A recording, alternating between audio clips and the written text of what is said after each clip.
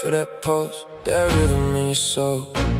From the heart of the 3143, let the story unfold. St. Louis in the house, where the legends are born. Every fight, every round, we weathering the storm. Yeah, yeah, yeah, yeah, yeah, yeah, yeah, yeah, yeah, yeah, yeah, yeah. Slick 50 on the mic with the vision so clear. Born from the struggle, no doubt, no fear. Punch by punch, round by round since a young man. Studying the grace with a notebook in hand. From the Golden Gloves gyms to the big stage lights, analyzing every jab in those knockout nights. Now tune in close, let the real talk begin. It's the Judges Table Podcast, where the true champions win. We break it down, every angle, every hook, every sway. From the past to the present, we dissect the fray. The Judges Table Podcast, where the knowledge gets dropped. History in the making, truth can't be stopped. Yeah, the Judges Table Podcast represent the 314 for the love of the sport. We want more and more and more. Ali's dance, a butterfly sting. Hagler's power, what a marvelous king. Crawford switcher, masters art, each one etched deep within my heart. These aren't just names, they're lessons learned. In the ring of life, every lesson earned. From the first bell rings to the final count, every second matters. We talk about the amount of heart, grit, and passion that fuels the fight. Under these bright lights, we share what's right. So if you're new to the fam, or you've been here from day one, hit that like and subscribe button. Let's keep this momentum spun. We building a community, a squad strong and true. For every boxing fanatic, this table's for you. Yeah, yeah, yeah. This is more than just a show. Yeah. This is passion, this is life. Straight out the loot, 314 strong, ending all the strife. Your host Slick 50, bringing you the realest talk. Salute to the fam. Let's go. Let's walk this walk.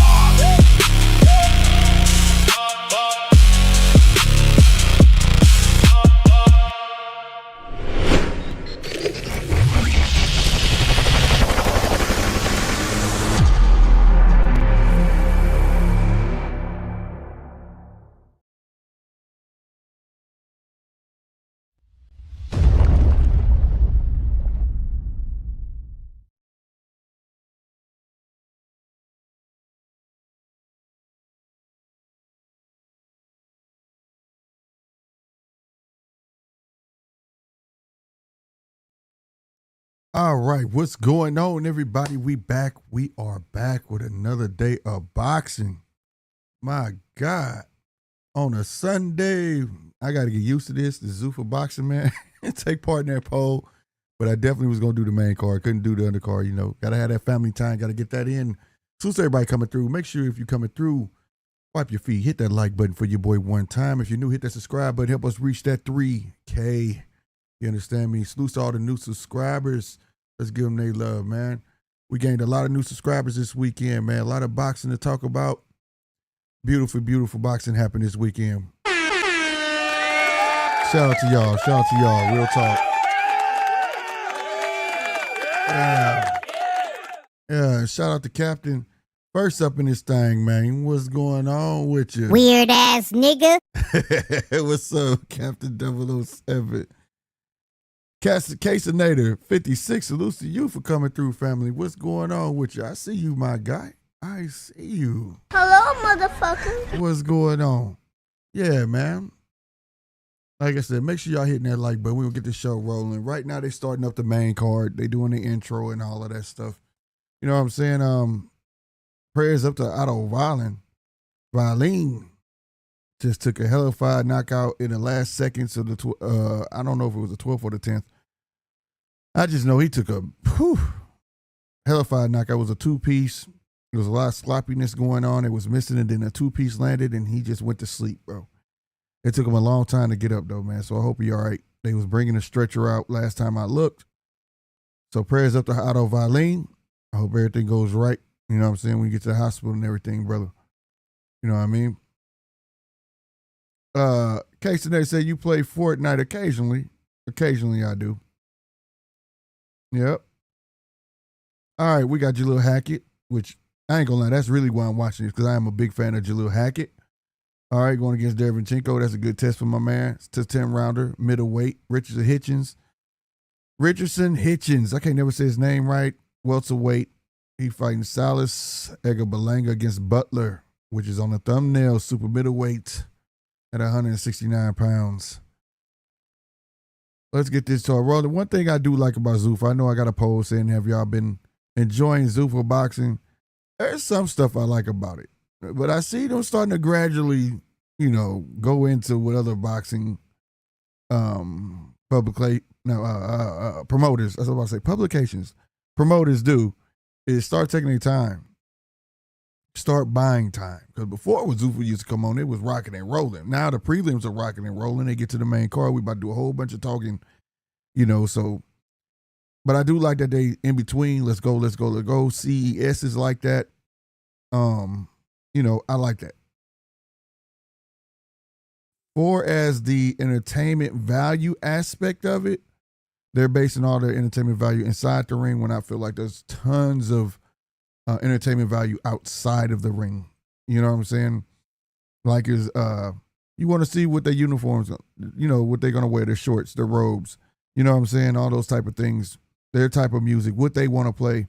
It kind of builds a personality, a portfolio for that fighter. And I kind of like that. You know what I'm saying? Over here, you're not going to get that. I call them prison uniforms. That's what they're coming out in. You know what I'm saying? But other than that, the fights do be good.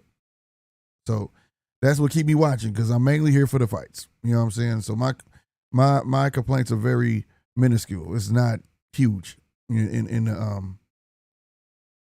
other words. You know what I'm saying? I do like Andre over here, Max Kellerman. Sometimes Max Kellerman be glazing, but I do like Andre Ward, one of my favorite boxers. Joe Cesar, it's a good fit. And I like that. Max Kellerman, he be going overboard, but then Andre kind of reels him back in. You know what I'm saying? So definitely love that. Looks like the fight finna start. Hackett versus Derevchenko. This should be a good fight, man. Again, I am a favorite. I got Hackett as my favorite, man. I want Hackett to do good. Cap 007, they did my boy Dominique Francis dirty. Zuffa robbed him on the prelims. Word. I ain't get to watch the prelims, like I say. Gotta have that daddy-daughter time. You get what I'm saying?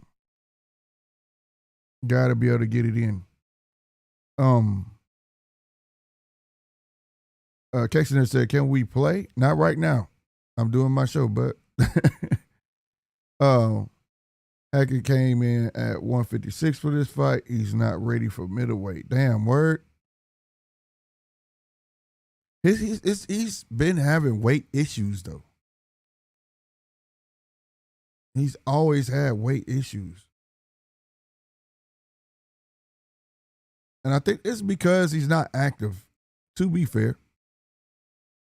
Right? But you say he's 156, so he came in, 2 pounds over?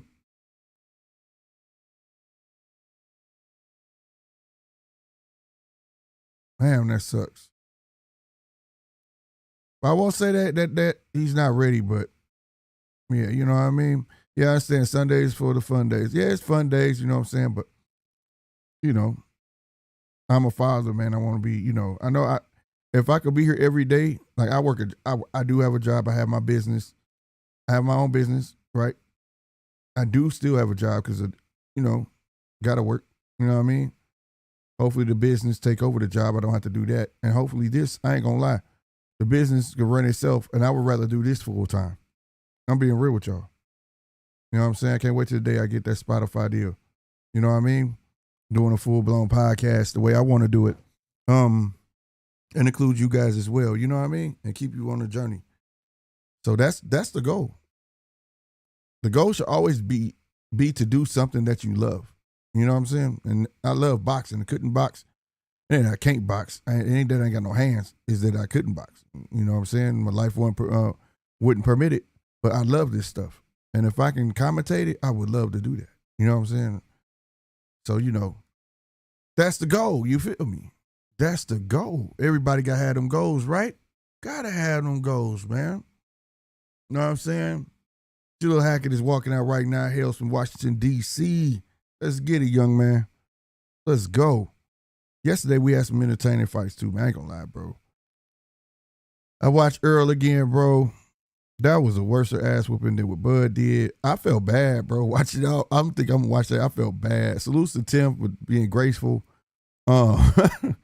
It really was, and it sounded like I'm laughing out of nervousness because I just felt bad for him, man. Earl was trying so hard to get his body to, like, when you really watch it the second time, Tim was fighting at one pace and was just walking to him like, there's nothing you could do with me, old man. Like, that's how he was looking, and it was like Earl was trying so hard. When he would throw three-piece combinations, the jab looked, it was like, oh my God, bro. I would see so much stuff I just didn't recognize as we were commentating. I was like, yeah, he just don't got it no more, right? His body not allowing it. His mind is saying, I got it. The motions that he's trying to perform, you can say his brain says, we got this, but his body was like, no, we don't. You know what I'm saying? This ain't for us, bro. You know what I mean? And salutes to that man. I hope that he got what he came for, meaning that I think he wanted to see if I think he wanted to prove to himself more than anything. Do I got it? And he got it, bro. He got his answers. And yeah, I felt bad for him. And then I watched this, was that Fight Hype or somebody? They were showing Earl walk outside the ring with Ronnie Shields, and they showed Bud. Even Bud looked sad. Like, damn. I think Bud beat the fight out of him, bro. He changed him. You know what I'm saying? He changed him, bro. Because he was a shell of himself. 3 years, yeah, but that didn't look like all ring rust. It just didn't. You know, after 1 or 2 rounds, you got some fluidity. His legs didn't want to act right. Nothing wanted to act right. You know what I'm saying? I think, yeah, Earl's done. He should ride off in the sunset and get revered as the champ that he is. You know what I'm saying? Dervin Chico is in the ring, ladies and gentlemen. Jill Hackett is in the ring. It looks like Dervin Chico got fans too. Look like he got a lot of fans. Salute to everybody over on X that have showed up and showed out as well. I didn't forget about you guys. Thank y'all for hitting that follow button over there on X, man. Make sure you follow me over there on X in a big way. The socials are right here. The little flag. It'll pop up from time after time. You know what I'm saying? Instagram at GMT_boxing. You can catch me on X at GMT Boxing. You know what I'm saying? Follow your boy over that way as well. Everybody on X, though, you need to come over at GMT Sports. Come on over this way. You know what I'm talking about? And hang out and become part of the show. Now they're face-to-face, getting ready to tap gloves. Oh, shit, Steve Willis. Whoa, we got Steve Willis. He got a gig, y'all. I mean, remember, we ain't seen Steve Willis since the whole I got some grease in my eye debacle. You know what I'm saying? All right, let's go. Let's get it, man. Let's go. It's round 1, yo. Round 1.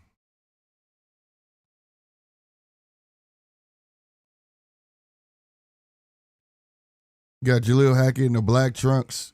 Dervin Chico is in the blue trunks. At least they not gray. That gray just throws me off. I ain't gonna lie, Jaleel Hackett bouncy on his toes. He's just a big kid. You can tell he's solid. He's just a big kid, bro. He needs to just be active. Not thinking that he'll be able to maintain that weight. He'll have a goal in between. You know what I'm saying? Knowing what you got coming up. Good jab to the body from Hackett. Woo! The speed is there too. Nice 3-piece from Jaleel Hackett. Come on, Dervin Chico. You got to figure him out now. This kid teeing off on you. Nice jab. Then turned it into a hook from Jaleel Hackett. Stab jab downstairs from Dervin Chico. Jab upstairs from Hackett. Another jab. Ooh, 2-piece downstairs as well from Hackett. Hackett with the jab to the gloves. Okay, Dervin Chico trying to get a hook off, but it hit the gloves. 2 jabs that missed from Hackett. Steady turning. Both of them are in range. Dervin Chico with the body shot. Looked like it was kind of blocked by Hackett. I like Hackett keeping that jab, but we do know he got to learn to pace himself. He will slow down on you. Good body shot by Dervin Chico. Dervin Chico being very smart, attacking the body. Another stab jab downstairs from Dervin Chico. Yeah, Hackett fell down, but it was kind of Derevchenko's causing by trying to grab his leg after the clinch. Right hand, miss. Jab, miss from Jaleel. Derevchenko steady trying to go to the body. Trying to fill that basement up with water. Good stuff from Derevchenko, but he ate a hook on the way out. Jab, another jab from Hackett. Tried to jab downstairs and missed that one, Mr. Hackett. Ooh, Derevchenko came downstairs and caught that straight.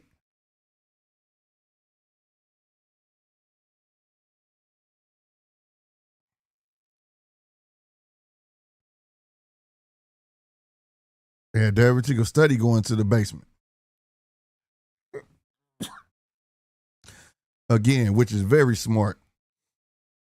Oh, Derevchenko finally landed the right hand. And it landed flush. But we do know Hackett got a chin on him. Good stuff. Good first round. Great first round from Jaleel Hackett. Mark, I see you, baby. What's going on with you, my guy? Hello, motherfucker. Yeah, shout out to Tim Zoo, bro. I gave him a shout out at the beginning of the show, fam. Him and Earl, man. But gave Tim big praise, bro. I went back and watched it again, bro. It was hard to watch, bro. It was hard to watch. When Kevin O said Ronnie Shield trains Otto Valine, I think Otto Valine went to sleep. Otto Valine went to sleep. He woke up, though. He woke up. Thank God he woke up.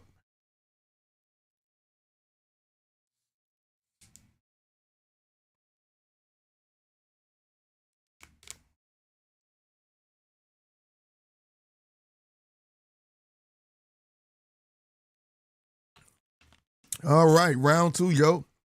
Round two. Damn, he's a big kid. That dude is big. All right, jab out the gate. Bounce ain't as bouncy no more with Jaleel Hackett. Like I said, he got to learn how to pace himself, conserve some energy at times. He wants to make a statement. Had a nice combination, but virtually missed all of it. Let's not forget the end of the first round. Derevchenko did get that right hand off. I think that was because Jaleel started getting a little bit stationary. They're going to end up having a clash of heads. Ref, get a hold of that, Steve. Come on, Mr. Willis. You got to let them know, bro.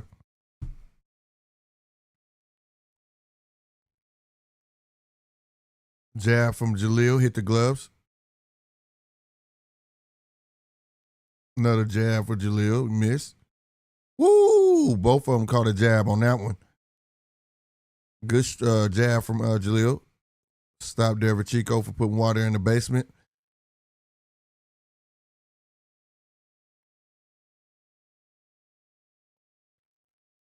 All right, Jaleel with the hook. There you go. Good way to pace yourself and step off. He missed about 3 of those, but he got one good one in. There we go. Jab downstairs, hook to the body.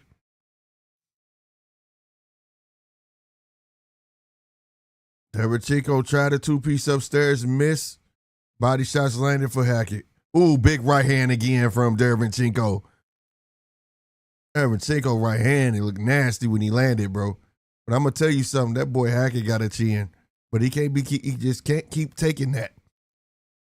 He can't keep taking that type of punishment. You got punch resistance, but it's like the meter on a Street Fighter game. It's going to go down and go down, go down. Otto Valine figured that one out earlier. You can eat a bunch of shit, but after a while, bro, you ain't going to be able to do it no more.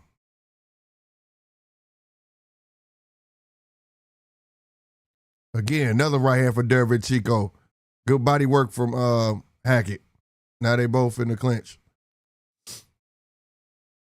He need to put that hand up a little high, get his hand, when he swing, move to the side. Get your head off the line. So there you go. Good adjustment. He did it right there. Good stuff. Derevchenko went right back for that right hand. His head went there. Good left hand from Hackett. Good left hand from Hackett. Hackett trying to put that pressure on.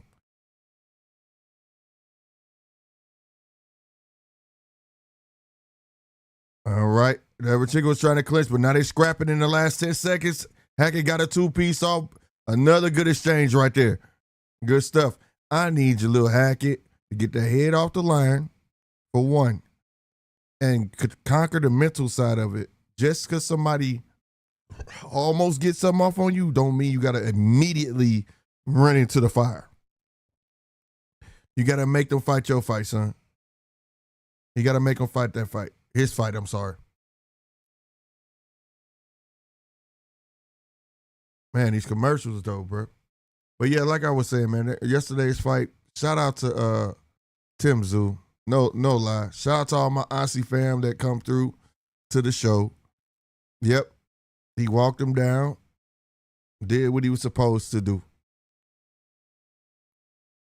Like I said, the boy was raised right, got some manners, because if Tim was American, he'd have got knocked out again. He'd have got knocked out. Earl I'm talking about. Earl would have got knocked out again.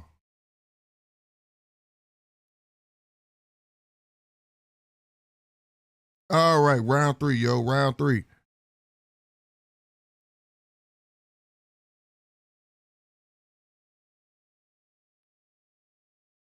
Boom, boom. Good shot downstairs, shot upstairs from Hackett.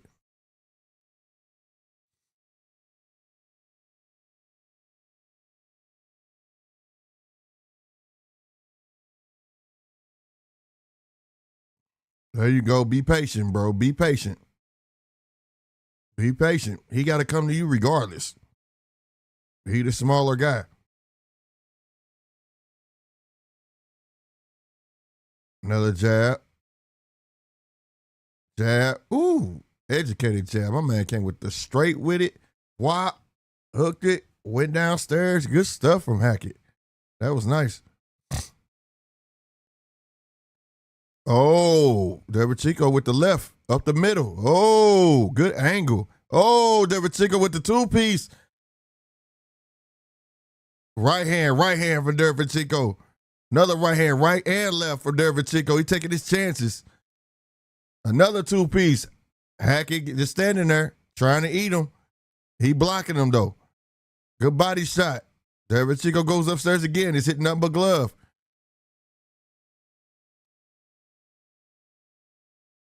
Derevchenko bleeding. I think that was from a headbutt. But at the same time, I think that's why he's going at it. He's pushing the pace. Oh, big right hand and inside from Derevchenko. Oh, big left hand from Derevchenko. Hackett answers back with a two-piece of his own.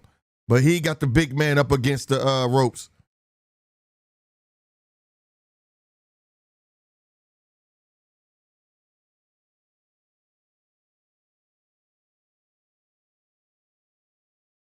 Ooh, they replaying that left. Y'all see that at the bottom of the screen? Oh, my God. That left hand was nasty. There you go, left.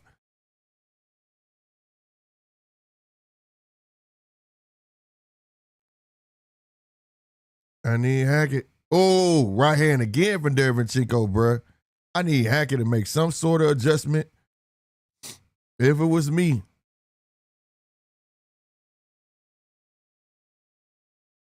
Before I answer that, I think I see something. You could see it. He ain't got no uppercut for it, though. Move to your left. There it is. Move to your left. Move to your left. No, you ain't gonna get that off, bro. There you go. Boom. He just got to shift to his left a bit. He can get that right down the pipe. And it'll be an uppercut. And it'll take some steam away from that hand. But he got to learn how to win them. You know what I'm saying? Yeah, it's a small adjustment you got to make because he's standing right there. And that's why he keeps trying to take it. He keep trying to take that left hand. That shot. Because he showed converted from the right. Like, I think he figured it out. Went straight to the left. But Sousa Derevchenko for dominating that round. He definitely dominated that round with no problem whatsoever. Like I said, fire round, bro. Fire round. Now that Anthony Joshua, though. Oh, that Anthony Joshua yesterday. Now, all them fights was crazy. Kelly was crazy. I felt like he lost that fight.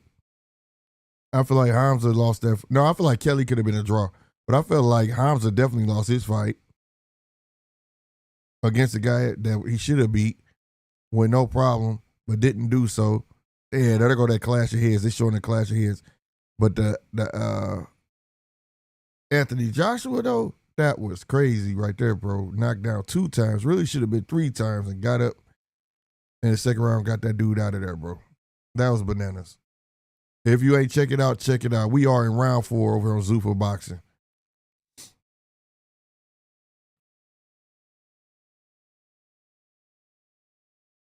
That stick out there, bro. There you go, Frank. I like that you started to fight. There you go. There we go. The hezzy on the jab. There you go. Ooh, left to the body was nasty from Hackett. Good stuff. All right, you right, get that stick out there, bro. Feint it. Need some foot feints too, man. There you go. You see it's bothering him. You don't know what's up with this. Devin Chico like, what is this? Because Hackett just been swinging. Good jab downstairs from Hackett. Just work. Yeah, see, right there, that's what I'm talking about. The first jab landed, but Devin Chico got something in between there, and he felt like he had to immediately go back at him, and he reached with the jab and ended up catching that right hand, and they ended up clinching. Oh, big head clash of heads. That was a big head clash. God damn, like 2 bucks just said, pow. Oh, my God. Ugh. Both of them looked like they were going to fall, too.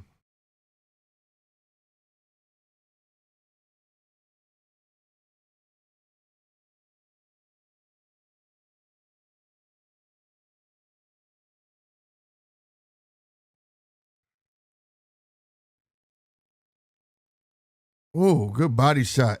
2 more body shot, Dervin Chico. Good head movement from Dervin Chico. Boom, good left. I saw that. He turned Hackett, still came back, gave him the left. It don't matter, that's illegal. You can turn him. He got to protect himself. Good stuff, Dervin Chico.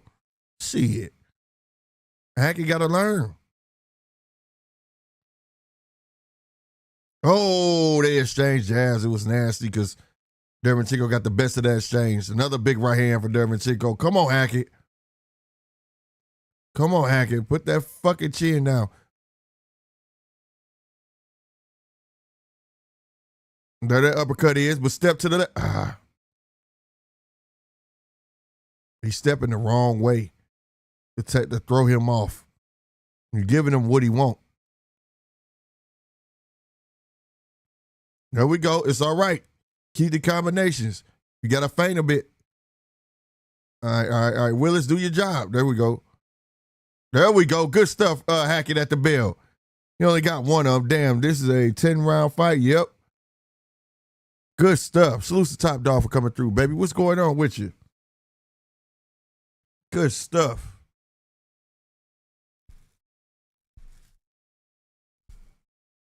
Hey, this is fire, bro. I don't know what that is, but okay. Yeah.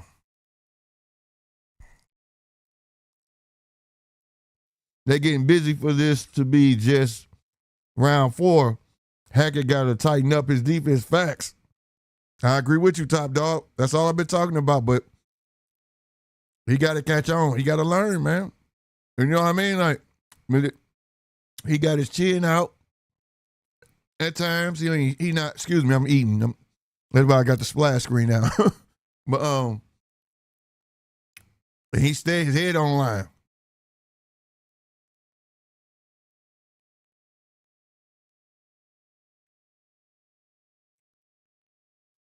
All right, y'all, there we go. There you go. Back with the jab. Hackett. Let's see if he abandoned it. He abandoned the jab a little bit midway through the round of 4.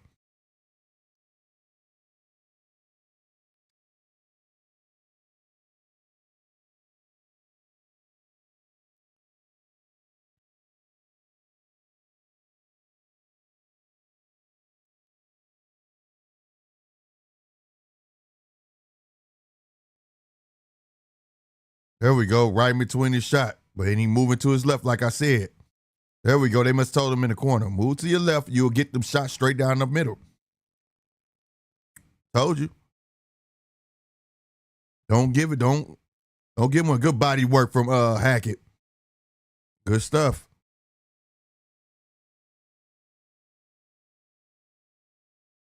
Move to your left. Hit your head off the line. There you go. There you go.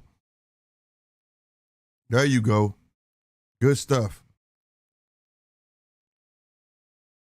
Derevchenko with them dirty old school tactics, dragging the arm and turning them. Good body work downstairs with Derevchenko. He's trying to outmuscle the young man right now. Willis broke him up. Woo! Big right hand from Derevchenko. He got to stop that. He keep trying to eat these punches, bro, Hackett. You see it, and the thing he see it coming.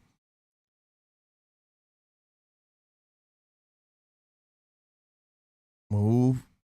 There you go. Move to your left. There you go. Boom. There it is. Good hook to the body. That shit gonna line everything up for you, bro. Trying to tell you, there it is. Good right hand. Move to your left a bit. And boom. And shoot it. Because it throw his angle off, bro. There you go. All the good stuff. That's where all the good stuff is, bro. To your left. All the good stuff is to your left, bro.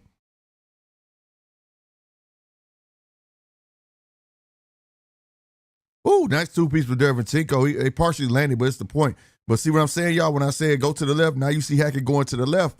Every time he take his head off line, go to the left, he shoot, he lands. Derevchenko just glances off of him. And that's what I was saying. Get your off line, go to the left. You're going to smother the money punch from Derevchenko, and you're going to get your cookies. You get what I'm saying? We going to get those snaps off his ass. That's how you do it. Because I see, ooh, good shot. Oh, uppercut for Hackett. Don't jump on him. Don't jump him just yet, Hackett. Even though you made him stumble, Derevchenko still tricky. It's all good. Hey, it's all good. Captain, what y'all say they getting busy for? Oh, wait a minute. I read that one. Captain 007 said Hackett go get packed up eventually if he doesn't work on his defense. That is a fact, bro. That's what I'm talking about. Move to your left. Smother the hand, get your head line, we swing. Because most of his punches he's catching is when he's shooting. Right? Derevchenko will figure that out. He ain't getting his head off the line. I can swing him. I can get my shit in between his punches. You know what I'm saying? But if I got a guy that's not listening, like I said, step to the left, smother the money punch. That ain't going to hurt that much that you don't want to move your head like you're supposed to. And get your shit off. Step to the left. Lean, pop. Whether it's a hook to the body, straight down the pipe, it's going to be there. When Derevchenko try to shoot, it's going to be off kilter. So, just saw that last round. You know what I mean? But he definitely does have to work on the fucking defense because after a while, bro, you ain't going to eat no meat, pause. You going to be eating no knuckle sandwiches like that for a long time. That just ain't going to work. All right, man. Round 6.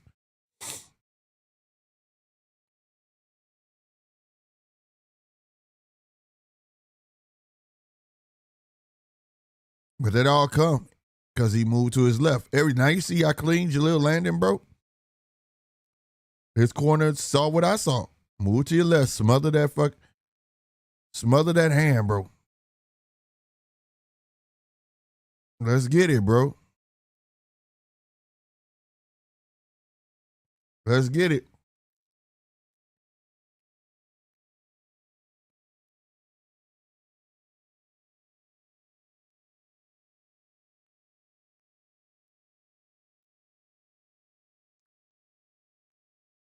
Then it hooked to the body and then turned into an uppercut upstairs. Good stuff, Hackett.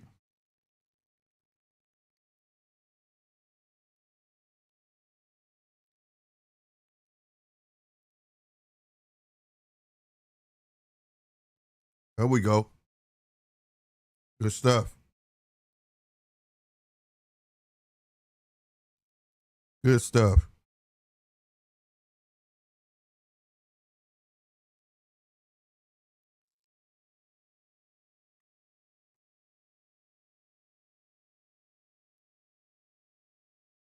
Woo! Good right hand. Derevchenko ain't playing. Good shit. Good shit, David Chico. Oh, goodbye shot. Hackett gave back with a two-piece.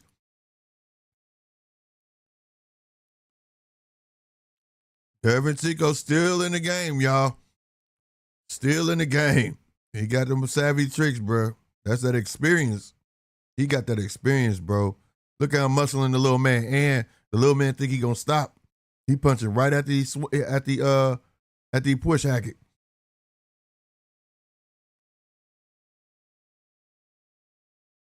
Damn, good two-piece upstairs by Hackett.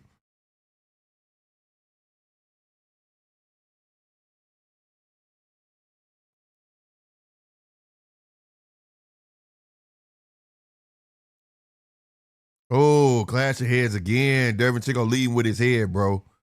He got to stop leading with his head, bro. Good right hand, left to the bite, left upstairs, right hand from Hackett. Good work from Hackett. And he got all that up because now Devin Chico want to lean with the top of his head like that.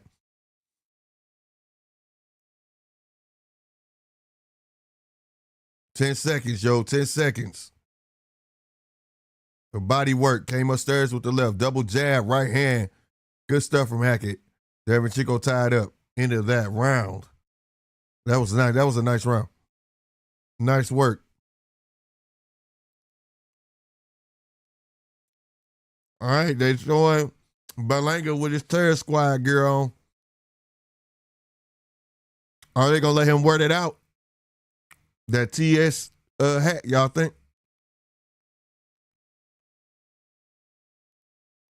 I wonder. Hold on, y'all, real quick, okay? Hold on. I'll be right back.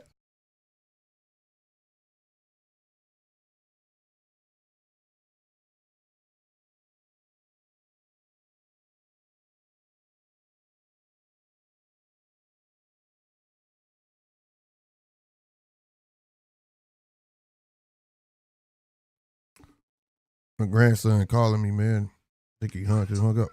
What's up, grandboy? Hello? What's up with it?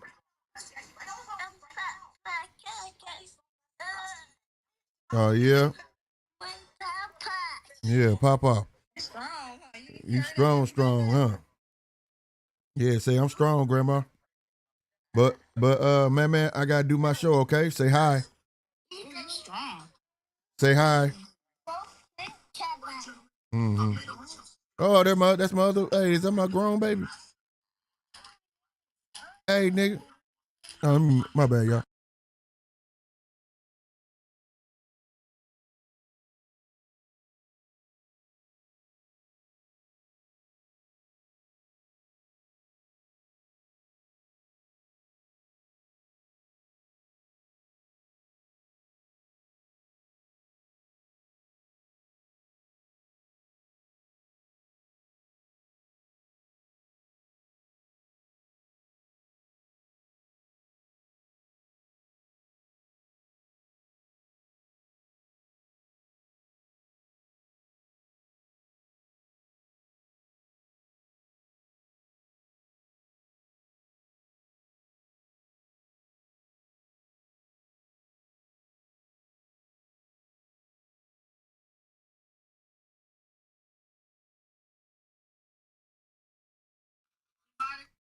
Hello? All right, y'all. Bye. I'm back, y'all. I know y'all heard the last part of that, but I don't care.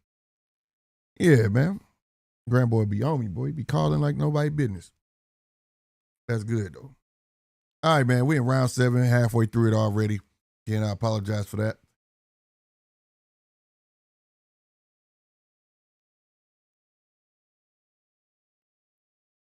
But this is where Hackett, like I said, you got to learn to pace yourself a little more. Starting to get a little flat-footed. The bounce ain't there no more.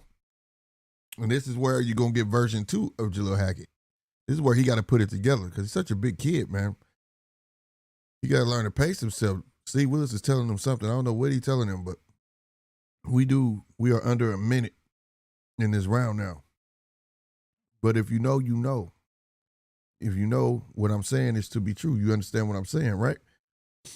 This is where we get to see what Hackett really made of. A little more flat-footed. He's not on the toes no more. He still got a bit of quickness in him. And let's see if he can keep it going. I like that he getting the head off the line now, though. There we go. There we go with the feints. So I'm talking about, ooh, he walked right into a left hand, though. Shorten them hooks up. There you go. He shortened them hooks up at the end of the round, then he flexed like, yeah, that's right. Shorten them hooks up, bro. You got to shorten them hooks up. Right when he shortened them, he landed them. Before they was like slapping. Once he went, gave him one of them, it was on the money. That's how it's supposed to be. Yeah.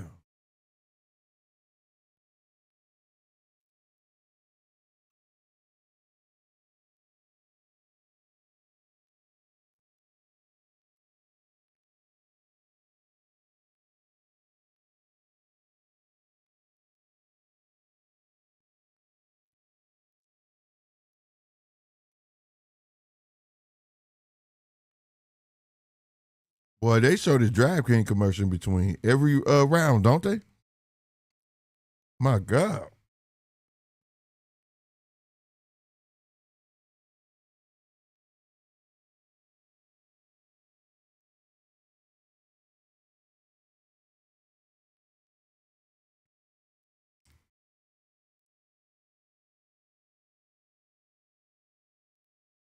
All right, everybody started the round, but it looked like the doctor was looking at Derevchenko.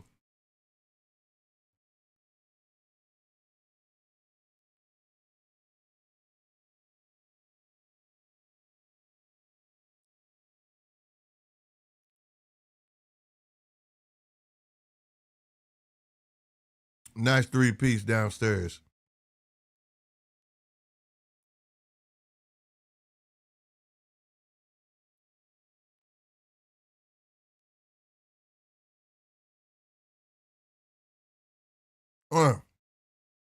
Right hand for Derevchenko.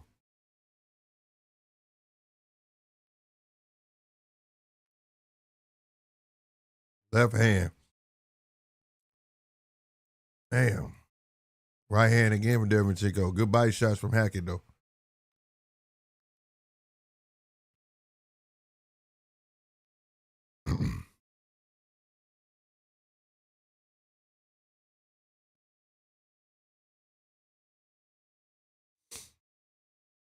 Good body shot. Oh, straight right pushes Derevchenko back. 2-piece.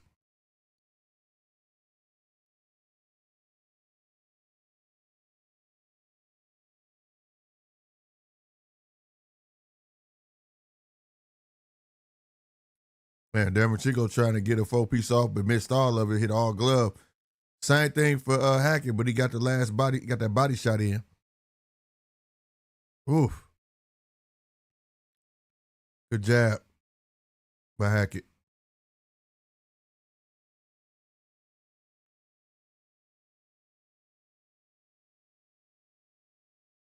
Ooh, both of them got a right hand off. But Derevchenko looked busted up. Oh, 2 upstairs, but hey, Hackett gave it 2 to the body, came upstairs with an uppercut off them ropes.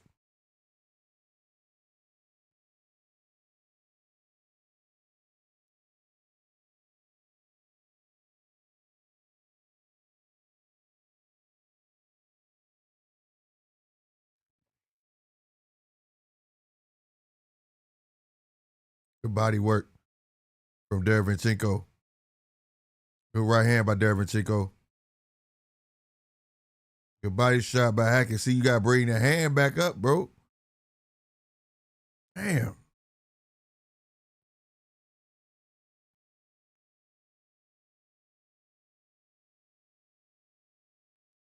Good body work. We under 10 seconds. Body work looking good from Hackett. Woo! Nice step back left from Derevchenko, but he ended up paying for it. He ended up paying for it. Salute X. Who fight right now? We got Jalil Hackett versus Derevchenko. Yes, sir. Yes, sir. That's who we got.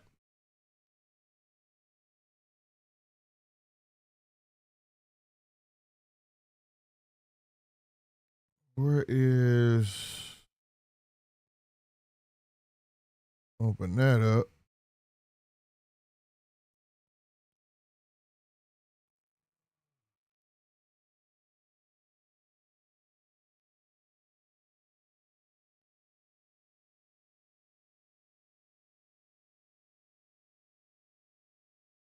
Damn, why is not showing so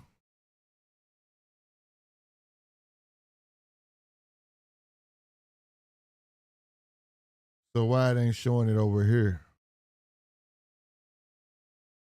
That's weird. Oh, they got Fat Joe.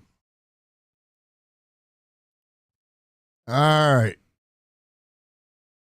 That's why I didn't see your comment. Who fighting right now, man? Something kooky going on.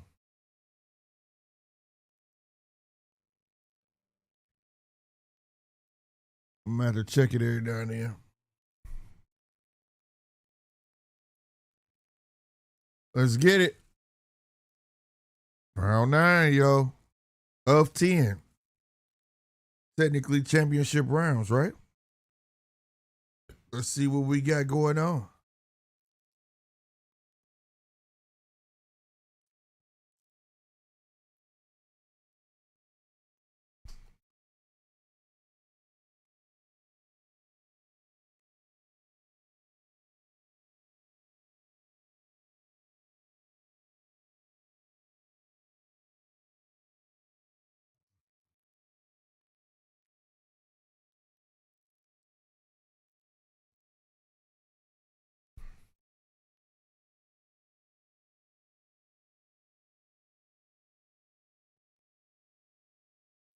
Man,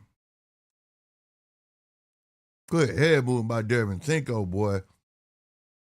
He just dodged like a four-piece from Hackett. Right hand. Left did get in there partially. Ooh, 2 hooks from Derevchenko.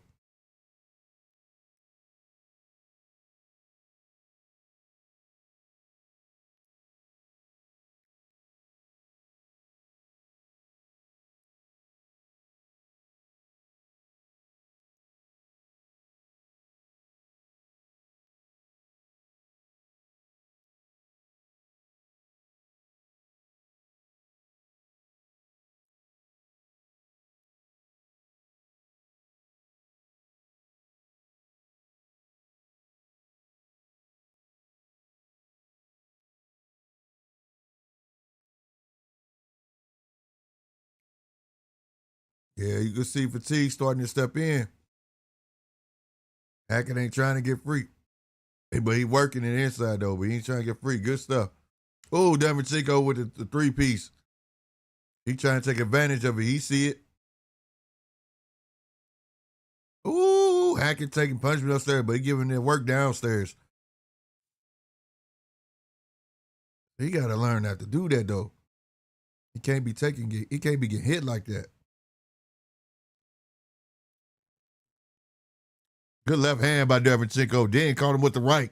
Man, Derevchenko doing some good ass work. Good body work. Little shoe shine from Hackett.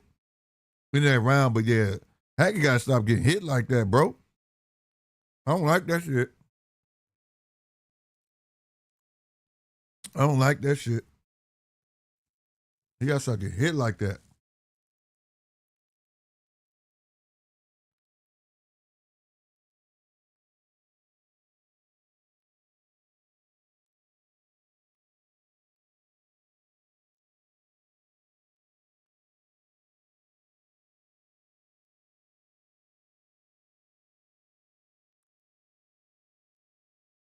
Damn. I wonder what they're telling him.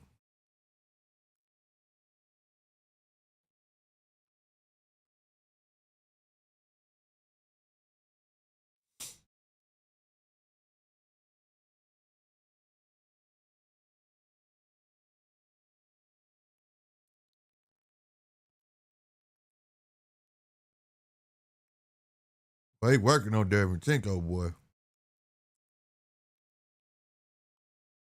All right, last round.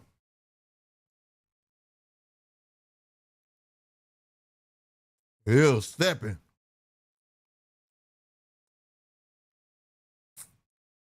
Jab and the two. Then an uppercut landed for Jalil. Ooh, David Chico tussling and turned that young man around. Caught him with a slick little left. Jalil going for it. He on him, bro. He putting that pressure on him. But he walking into a lot of shit.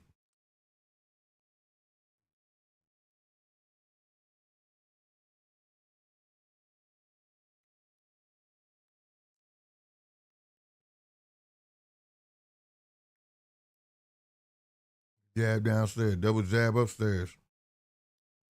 Bash your heads again, bruh.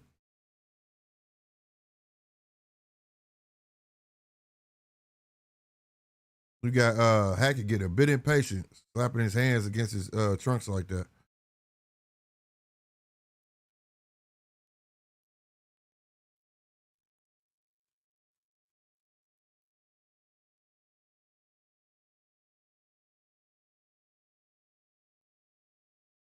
Two piece. That was funny. Two piece.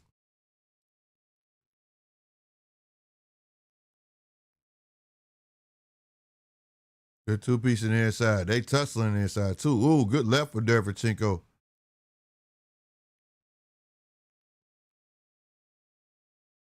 Okay, 4P from Hackett.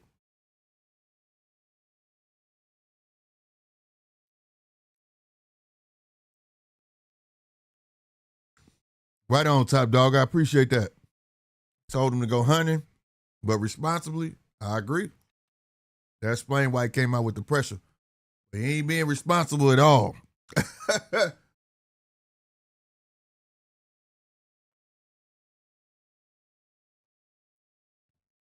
Oh, shit, that two-piece hurt him. And that two-piece, he was hurt for a minute. Or stunned. That's not responsible at all, top dog. Oh, my God. I almost spit out my soda, yo.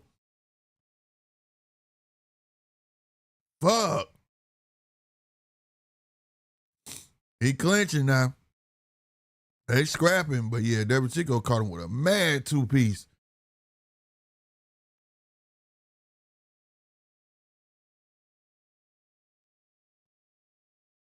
All right.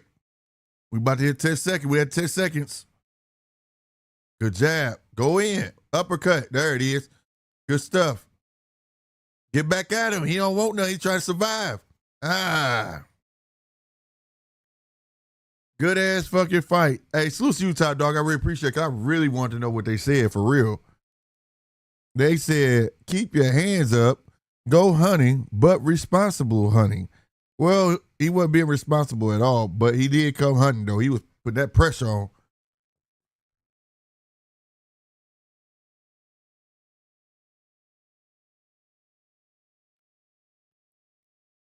Good stuff. That two-piece was crazy for Derevchenko. He put his all into that shit right there. And it wasn't enough, but it stunned him. Stopped him in his tracks. He gave a little wobble, and then he came back too. That's crazy. He said, yeah, he forgot that responsible part. Heck yeah, he did. Heck yeah, he did. That's crazy. They said go hunting, but responsibly. I wonder, did you say, do you know who you talking to? Like, I don't know how to do that. He been showing it the whole fight. He think he can eat punches or something. You can't keep doing that, bro. You can't keep doing that, man. Unnecessary shit. I know he's young and he got a chin, but that shit like a meter, a health meter on a video game. You know what I'm saying? Slowly but surely go down, but it don't never go back up, bro.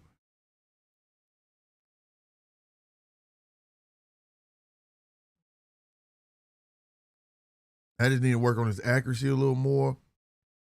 Like I say, the ring IQ, he young. But the minute he learned to step to his left, smother that left hand, and everything was going to be sweet. It was going to go straight down the pipe. It was going to land. That's when he started doing better. But for the most part, though, it's that I want my cookies back. If you land on me, I gotta come back at you. He has to learn that's not the game. You get what I'm saying? What does he say to Dana? What did he say to Dana?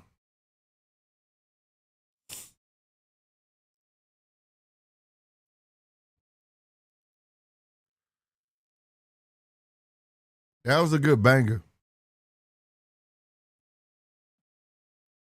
Steve Willis ass. I'm glad to see Steve Willis back though. He part of the theatrics. His eyes he be cracking me up, bro.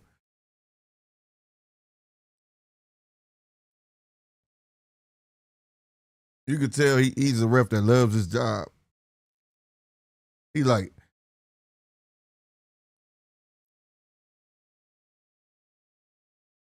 damn, Derek Chico looked like he lost. You lost, Derek Chico? Yep, Hackett got it. I guess they knew early because Derek Chico didn't even care. He was just like, give me my check, bro. Like, that's how he was looking. Wow.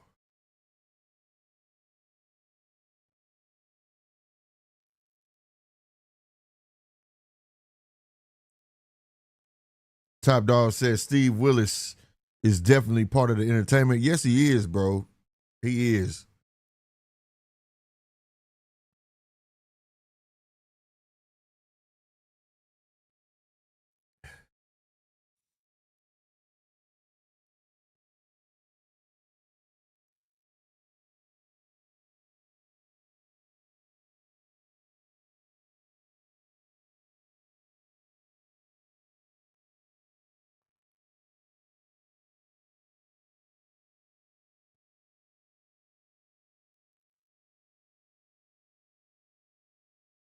Man.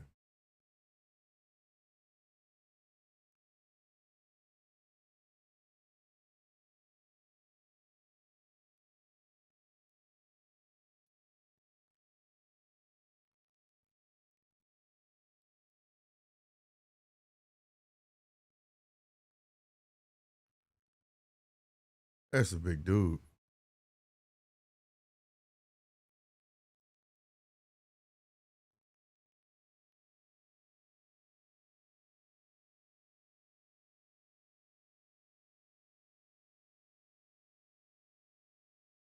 He said it himself. He felt like I said it.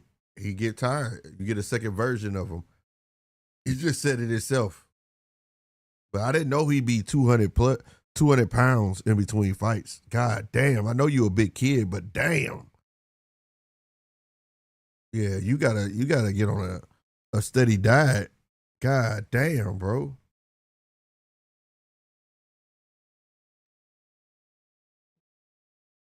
Bro, that's crazy. 200 pounds?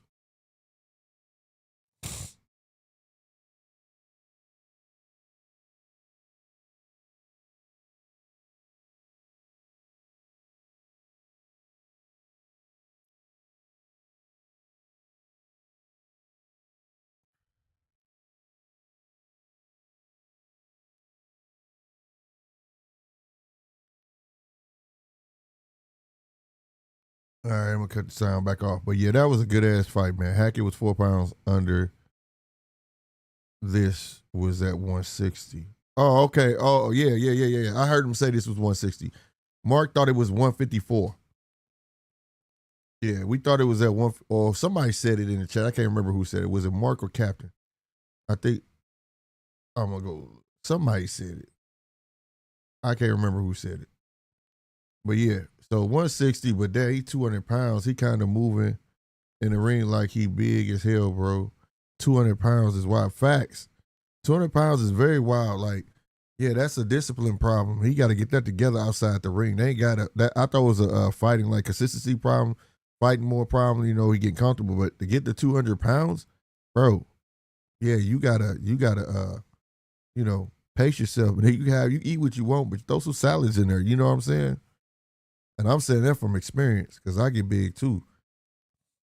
I got a tie around my waist now, so I'm not one to talk, but I've got all the way up to damn near what I think the heaviest I've ever been is like 250. And that ain't cool, bro. Not for me. That ain't cool. I ain't meant to be that goddamn big, boy. Everything go to my damn head and my belly. Walk around look like Kermit the Frog. You know what I'm saying? Let me stop talking about myself, but for real, that's how I be feeling, bro. Little legs, little arms, and then you got this big ass belly, bro. That shit ain't cool. You got to throw some salads in there, goddamn it. You know what I'm saying? Real talk. Why they letting okay, now when you look at the picture they showed of Richard Hitchens, he has some purple shorts on. Like they let him wear what they want to wear when they take their photos on. That gotta be like edited or something. You know what I mean? Yeah, looking like Big Bird, Captain 007. That's how I be feeling, bro. My weight, I probably be like 175. You know, I mean, I didn't even like 175. I'm gonna be real with you. I remember one time I lose weight easy. That's the thing. Like if I really do it, I could drop pounds with no problem, even at my age. And because trust me, I've done it before. But one time I got to 165 somewhere, and I'll never forget. Me and my homeboys was outside, and you know the wind started blowing hard, and that motherfucker moved me. I was like, oh no, I've never had that happen to me. I didn't like that. If the wind could blow you, bro, make you move, oh, it's a problem. But when I got to like 175, 180, I felt comfortable. Like this it right here. You know what I'm saying? So right now I'm about 230. At the moment, I'm like 225, 230. I want to get back down to like 180. You know what I'm saying? But I've been losing weight slowly but surely. Like I say, last time I got on the scale, I was 230. So I'm pretty sure I'm in between there now. But you got to throw a salad in there or something, bro. Fuck that. Fuck that. What you say? Stylistically, it could be a tough fight for Hitchens. Facts. Yeah, and I know it's a matter of discipline with me and him. 200, man, and you trying to fight 160? Fuck that. In between fights, you gotta lose 40 plus pounds. That's gotta be tough, bro. It ain't. At that point, it's not about being comfortable fighting at 160. It's about, are you comfortable losing 40 plus pounds in between each fight? You get what I'm trying to say? Like, that's the real question. Fuck that. Fuck that. Y'all go see. I'm about to lose this shit. ASAP.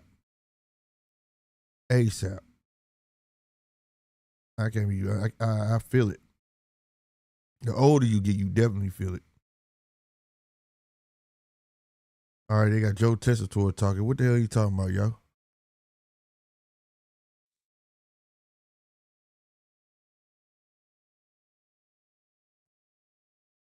Here we go. They talking about the Ali Act shit.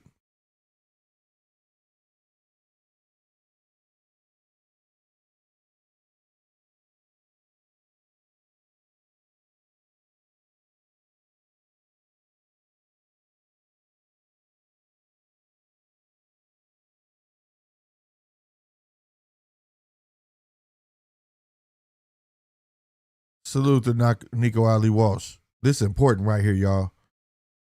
Because he had tweeted that he had been talking, said changes are coming, but good changes on X about the Ali Act. So let's see.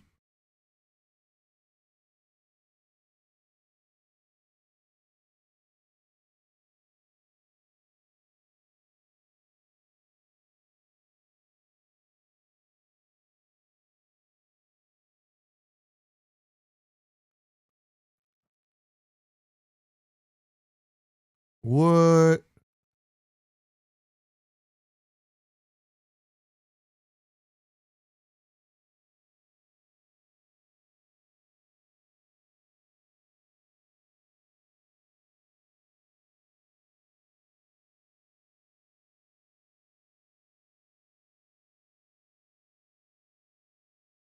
He said he was invited by Nick Khan. He sat down with Nick Khan. I'm going to speak on that in a minute. That's weird about the changes that they want to make in that amendment for the boxers.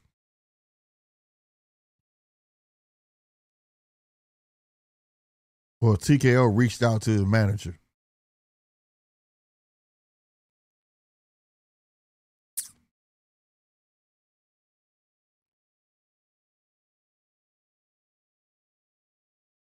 Salute to Nico Ali for doing the work, putting the work. That man said on a platform, I don't care about Zuffa. Salutes to him. I ain't got no horse in the race on that. But it's just that he got the balls to say that. You know what I'm saying? Stand on what you believe in, sir. Stand on what you believe in. It's not about what he said. It's just the fact. We need more of that. Stand on what you believe in.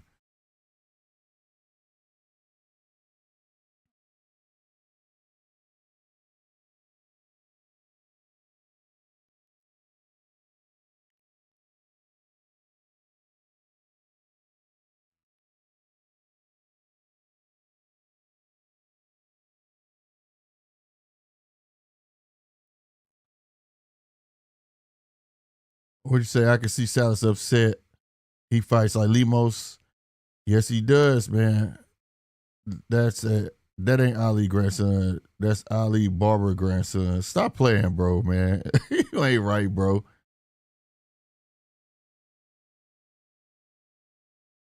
No, facts. Cause I know they would try to buy him, bribe him with money. Facts.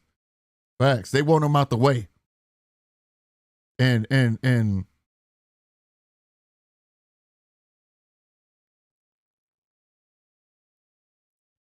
all right, I want to speak on that. Just the simple fact that he had the balls to say, no offense, but I don't give a fuck about Zuffa, and I'm paraphrasing saying that. It's not the words. It's the symbolism behind it that he really believes in what he's saying.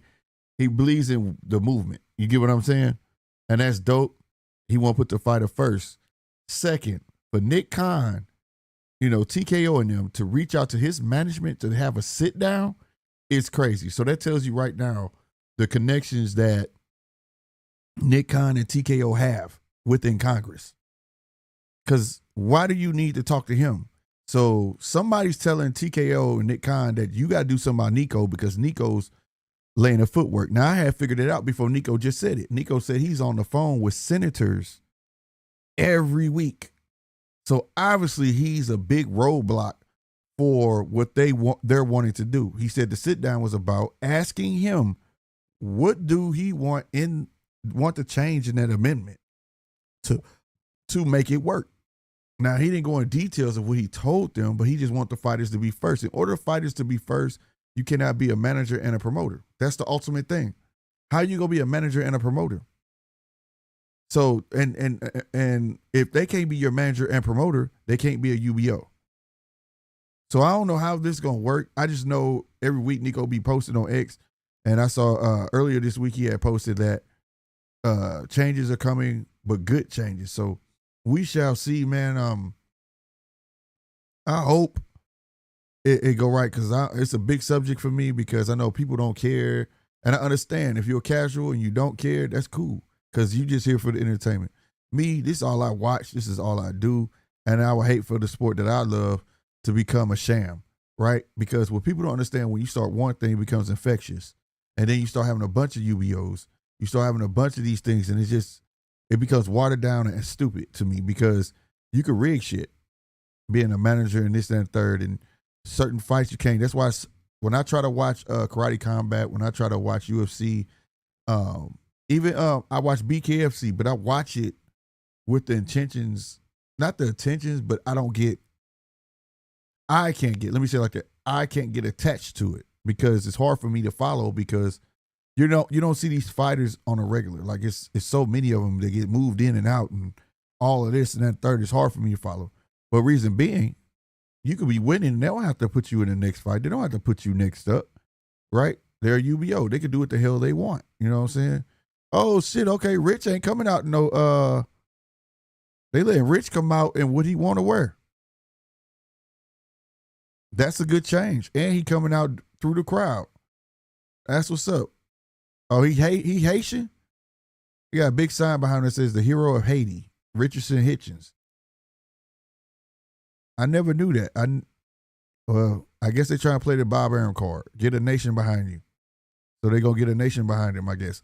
But because I never seen that, I never see Hitchens come out with nothing dealing with Haiti or even him mention Haiti that I can't recall. But anyway, so I don't want to. I'll be honest with you. I don't care about the UBO factor. I don't. If you want to be, if there's a way to be a UBO and not be a manager and promoter, I'm for it. But you adding money on to the health insurance and things like that ain't doing nothing for that.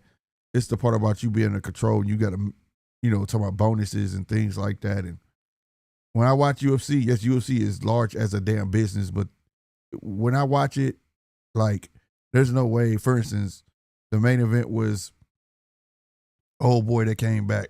Man, what's his name? McGregor against old boy. And it was the main event. How? For what? But that's the stuff you'll get from UBO.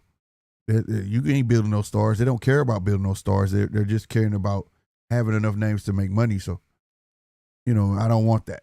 Me personally, I don't. But I'm not here to tell nobody how to run a business or any of that. I'm just a fan of boxing. That's it. Cap 007 said, Clarissa, would you say new facts? Because I know they will be trying to buy him. Right? Oh, I read that. Yeah. Yeah. And I'm glad they ain't, because I'm pretty sure they probably tried. But he said, with all due respect, I don't care about Zuffa. You know what I'm saying? I don't. They really don't want the fighters making all the money they make. Look at UFC, the sport dead. Fighters get paid crumbles. That's what I'm saying. They don't last long. The UFC fighters don't last long because they're not in the business to promote stars. They just want to use you good enough to get that bag, and then they move on. Where in order to become a star, it's kind of really on your own in regular boxing, right? In current state of boxing. It's on your own. You got to become a star on your own with a little bit of push, but you got to keep performing. And it all boils down to that. Showmanship and performance. You know what I mean? And if you become a UBO, bro, there's no way Sean O'Malley and all of them, because he got colorful hair and things like that, and they calling out boxing names makes him a star. It's different over there. I don't like that model. It works for UFC, but look at UFC. You had a spine of from karate combat to a whole lot of these UBOs that doing it, and then it's just not it. Not for me. It's good entertainment. Like I said, I watch BKFC, but I don't watch it. I watch it, but I can't get attached to it. It's hard for me. UFC is hard for me to get attached to it. You know what I mean? I can remember the names. Like, oh yeah, he fight good. I watch him, but I can't get attached to it in the sense like follow him through his journey. You know what I mean? Because you're not gonna see him enough, right? Like Kevin Walsh. I'm about to be following him now. It's a bunch of kids. Violin and Leo Tang, and I got a whole list of kids that I'm following right now through the game. I can't do that with that. So for me, as a hardcore, I will call myself a hardcore. It shouldn't be no hate between a casual and a hardcore. But as a hardcore, I really, really like being able to have my sport where I can follow it. No different than hardcores in football. There's people who watch football can tell you what college they went to, high school, who was their quarterback coach, the stats from high school all the way to college, all the way to, you know what I'm saying? I like to be able to do that same thing with boxing. And I don't think there's nothing wrong with that. But people try to shit on it because you speak on it like, oh, you're just behind. Bullshit. And they ain't fucking with the rules in fucking football. All right, round one has started for this fight. And like I said, my boy got to wear his own trunks. I ain't gonna lie. That purple look nice. I'm a fan of purple. Believe it or not. Good stuff. Let's see. Let's see if who said that.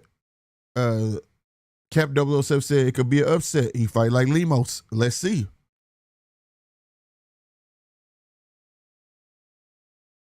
Up. I go to hot back.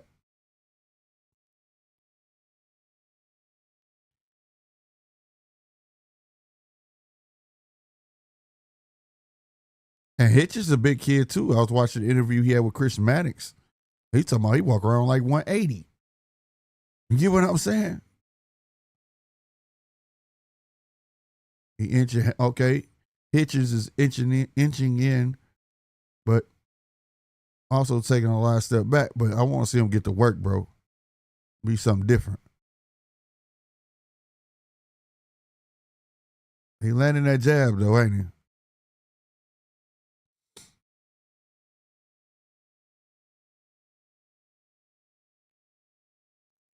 Body shot for Salas. Another body shot for Salas. Another body shot for Salas. Back and Hitchens up to the ropes. Ooh, he went upstairs with the left. Hitchens gets off the ropes. He goes right back to the jab. Salas tries a body shot to hit the elbow. Ooh, nice nice left hook, bro, from Hitchens. Kind of stopped Salas. He tried the straight right, Hitchens, but it didn't land.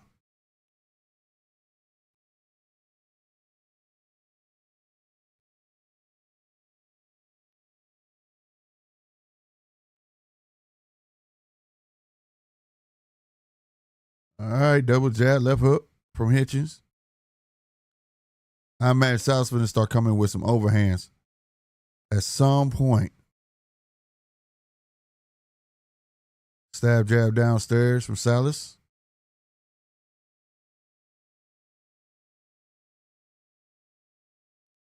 I don't like that he let himself get so close to the ropes.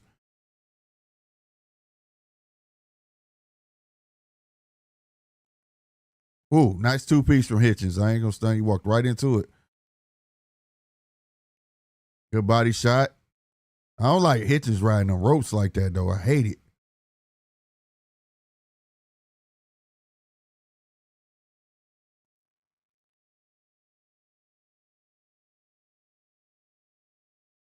That jab is nice from Hitchens. I ain't gonna stunt. That motherfucker on point.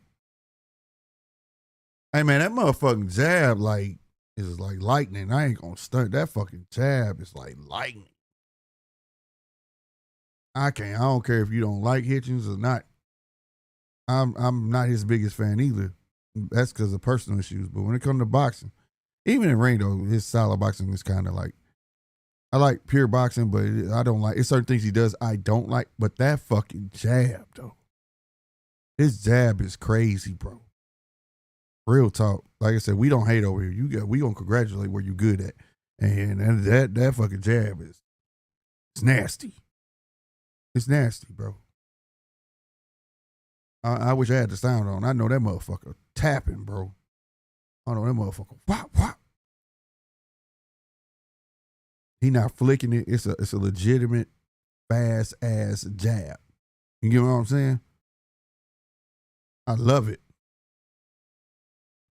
Top Dog said, bro, that jab something crazy. Right, bro. That motherfucker. Whew. My God. It's beautiful. Salas, we in round 2. Salas going downstairs again. He landed the first body punch, but he missed the second one by a mile. And, of course, we got Hitchens going right back to that jab. I'm waiting on Hitchens to start launching that uppercut. If he want to run in like Hitchens, there you go. Boom, boom. Nice 3-piece. But add that uppercut. You see he leaning in like that, bro. Pick him up. Pick him up. That jab. Double that bitch up and bow. Whip that motherfucker on. He want to lean in like they come in crazy. I don't like that he go to them ropes, bro. I hate it. He go straight back when he should be using go back, turn. Don't fucking just go straight backwards and putting yourself in trouble, bro. Because somebody's going to beat the shit out of you one day. It don't matter that he landed. He's going to well on you. Like he trying to, like, good stuff. Body shot, came upstairs, clipped him a bit with that left hook from Salas. Where the jab go? Keep that jab, that stick out there, bro. Well, you got a weapon like that. Keep it out there. So, see, Hitchens got hit in that belly. Knows he trying to keep the elbows down, and he letting that jab go as often. See? He know what's going on. But at the same time, you go, there it is. Good jab, right hook. Hitchens need to add an uppercut. And I'm going to keep saying it, bro. This dude keep leaning forward. Over. There go the overhand. I told you that's going to start coming. I told y'all. So I was going to start throwing that fucking overhand. Good jab downstairs. Good feint, overhand. Salas ain't playing. He coming, look like he coming forward with full force. Double jab. Second jab lands. Good counter by Hitchens. There go that jab. Oh, there go the uppercut, but you got to put it right behind the jab. Double the jab up and load it up. Hitchens, you'll get him. You'll get him because he's trying to time you by your jabs. Fake him out. Put some hezzy on that first one. I mean, the first one, hezzy uppercut, bro. Fucking jab solid, bro. That fucking jab solid, bro. And I think it's got to do with the weight. He must feel good. His jab, he always had a nice jab, but now this jab look good, bro. This jab look good. I can't lie. So he must be comfortable at this weight. Cause it look better. His jab look way better. I'm sorry. I ain't trying to be on this jab like that, but damn. There the uppercut. See how he linked in? Good left uppercut. That's what I'm talking about. You can see it. Now I can talk about the jab. Fuck y'all. Hey, man. He always had a nice jab, but that jab right now, him at this weight, hey, it look better. It do. It look better, and it's heavier, bro. I gotta say it. All right, I got it out my system. Because I'm sitting there like, God damn, bro. What the fuck? Like, shit. Yeah, that's it crazy. I likes that.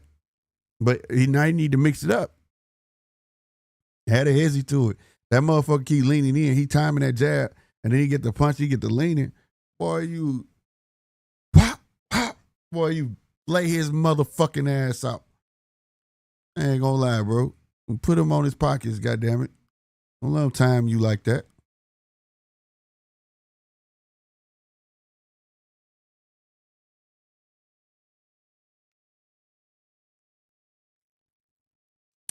Garcia Ben giveaway. Sweepstakes code. All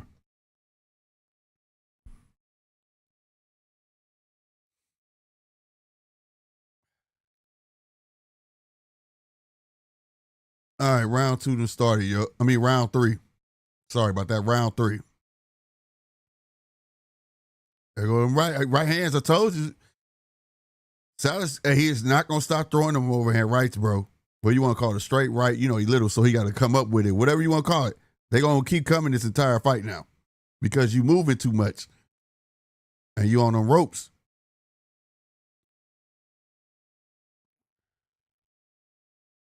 See, don't abandon the jab. Good body work downstairs, bro, from Salas. Ooh, big left hook but then he backs all the way out. This is the part I don't like. This is the part of the game I don't like from him. He wants to run. Like, he get a good punch, he run. Like, man, if you'll take that step, let him come in. Go to work on this dude, bro. Work. You got to have a reason to have to back out. He lands a punch and get out of there. Good left to body from Salas.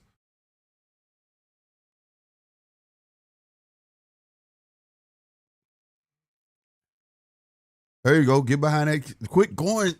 I hate this shit.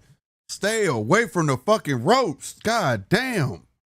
Look, back to the ropes. Now you finna go to work on you. Look, 3-piece by Salas. Told you. Stay away from the ropes, damn it. You need to learn where the L step is. Get the fuck on.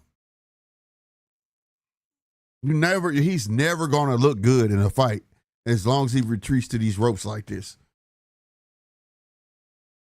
And it's him doing it. It's him doing it.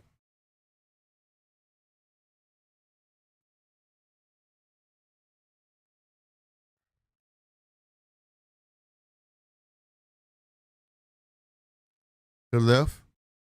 Now turn. He don't. His feet trash, bro.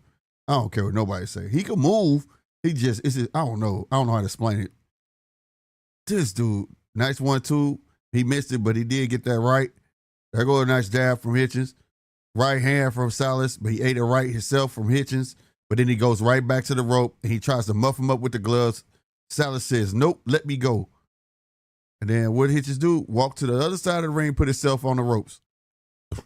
Get off the ropes. Slipped some punches but went back to the ropes. Good body shots from Salas. Get off the ropes. There we go. Nice right uppercut. There we go. Good and straight. There we go. I ain't gonna lie. He looked good right there on the ropes like that. That was what you call that? Mayweather-esque on the ropes. He had a bit of a shoulder roll going on. Caught him with a couple pull counters in there, but it's still not a good spot for him. That's still not his forte. His forte is not being on the ropes and gambling like that, bro. And I don't understand why he does that. Like he'll be doing good work. And it's not like he got caught with something big. He trying to retreat. He just mentally, he just goes straight backwards. He don't go backwards in the turn. He just go back, back, back. You get what I'm saying? And then sometimes he go back, back, back. And when he want to turn, it's too late because his back is against the ropes or almost to the ropes, bro. You got a smaller fighter in you. What? Turn. Pop, pop. Especially the type 5 Silas is. He muffed up, got his heat coming in with his head in. Why are you going straight backwards, bro? Like, that's part of the advantage. Bink, he gonna muff up, whoop, whoop, put his head down when he come in. Man, hold on. Pop, pop, turn, check up. What is you on is going straight backwards. That's the part I don't like about the his game, bro. That's the only gripe I have with Hitchens, bro. Round 4, yo, round 4. You said who I think gonna win. I think Hitchens will pull it out. He stayed behind boxing, but he's putting himself in harm's way by getting on the ropes. Oh, wait, man. Yeah.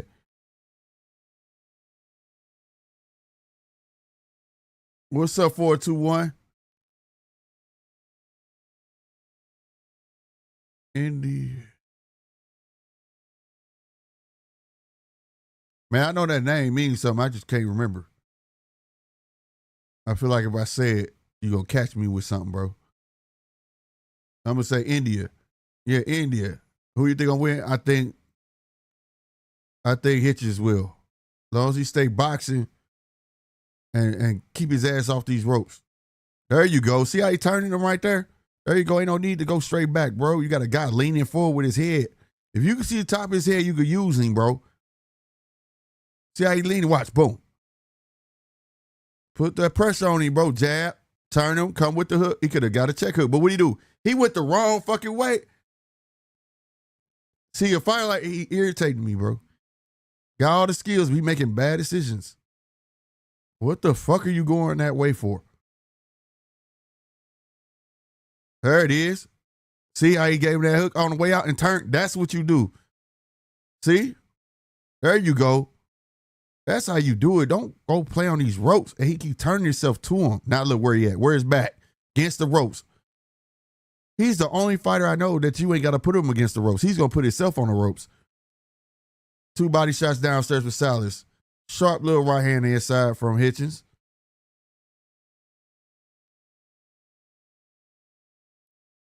Stab jab downstairs.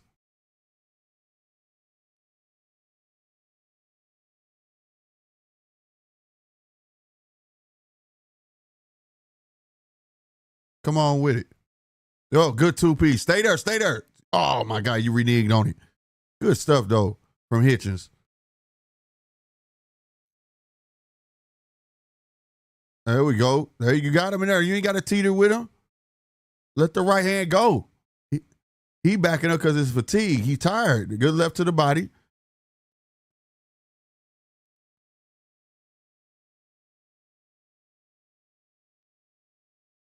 Good right to the body. Let them hands go on it.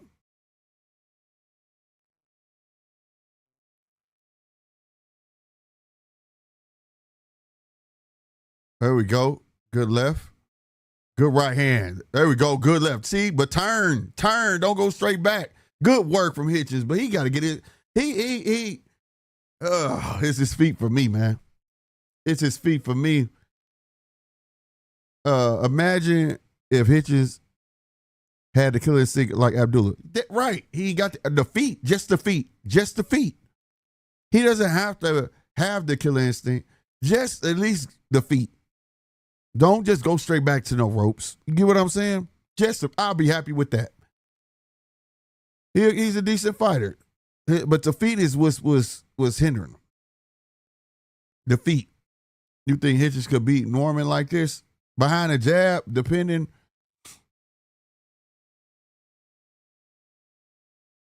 I'm looking. If he goes straight back to the ropes, it's a 50-50. If he keep going it like that, it's a 50-50. Because we know Brian Norman got some pop. You know what I'm saying? when Hitchens spins, he got a 1-2 him. Yes, what I'm saying, but he don't spin. He don't really. He did it the last round, but that shit need to be more consistent. You feel me? It needs to be more consistent. All right, we're in round 5, yo. If this Hitchens keep going to the ropes, and remember, he'll be fighting a person that's primarily want to get you on the ropes. It's a 50-50, bro. Think about that. He's a pressure fighter. And if I don't have to force you to the ropes, I could feint jabs or whatever to make you go backwards like this shit right here. It's a 50-50. That jab ain't knocking you out. It's just sharp. The jab ain't going to knock you out. But like right there, he hopped all the way to the ropes. 2 hops, he was at the ropes. So I say 50-50. Based on what I saw from Norman last fight, and this right here, nice right hand, and see, he throwing just ones. Like these are one pieces, not ones, but one pieces. You know what I'm saying? Go to work. There we go. 1, 2, stay right there. There you go. Now this right here is a problem. Stay right there. You saw how he got the 1, 2, 1, 2, 1, 2, but he turned just like somebody said that too. That's what you do. You ain't got to go all the way back to no ropes. For what?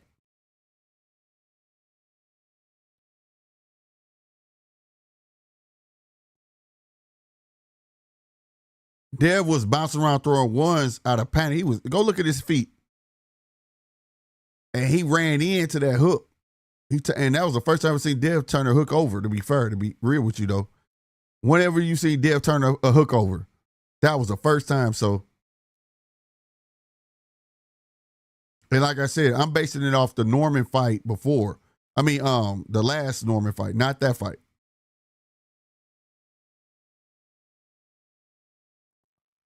You get what I'm saying? I'm going off Norman's last performance and this performance.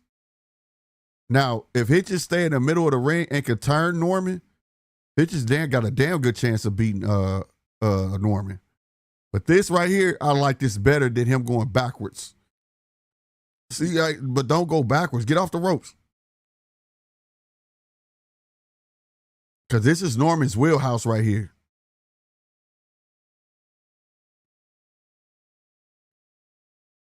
See how he inviting him to go back to the ropes? I don't like shit like that.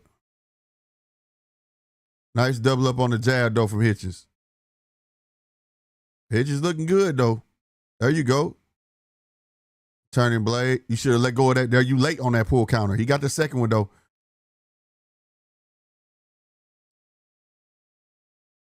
There we go. Good 2-piece. Good stuff. That was a real good round.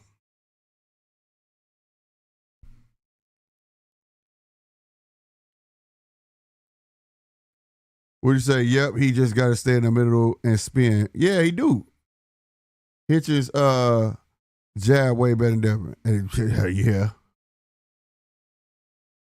Yeah. No lie. You don't even, when Hitchens throw his jab, you don't even see it. Like it's like you don't see it coming. You can see jab. You can see, I said jab. You can see Devin do this. Like you can see all of this moving first before it get to you. You can see it, but it's fast. It's fast. Not Hitchens. Hitchens just, and it's a solid. It ain't a flick. Most people do that as a flick to blind you. He twisting that hole. Wow. Wow. Like you don't see it. You get what I'm saying? That's nice. And it's a heavy jab too. Like I said, this jab, right? Like he always had a decent jab, but now this motherfucker at this weight is nice, bro. Twisting that bitch too. That should have cut your skin, bro. Motherfucker jab. That shit cut you, dog. That shit nice, bro. But I just don't like that he goes backwards like that. He's trying to stay turning blade, with the shoulder roll, you know what I mean? Being in the shell. But you got to operate them feet. You're not an old man, though. You know what I'm saying?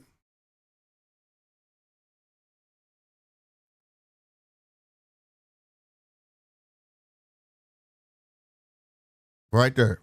I knew Sal was going to come in, but you was supposed to jab him to stop all that. I need to work on paying attention and timing. Instead of saying he crafty or some shit. Look at Sal's hands and look at the top of his head. There you go. As soon as you look at his hands, pop, where that jab was at. He shot them hooks all late. There you go. As soon as you see it to his head, boom, jab. Why he ain't do that? Good body shot. Work on the reflexes. Head gonna go down. There you go. See, now them 2 jabs, that's what I'm talking about. As soon as you see him, that, whop, it ain't meant to hurt you, but you ain't finna come in on me like that, dog.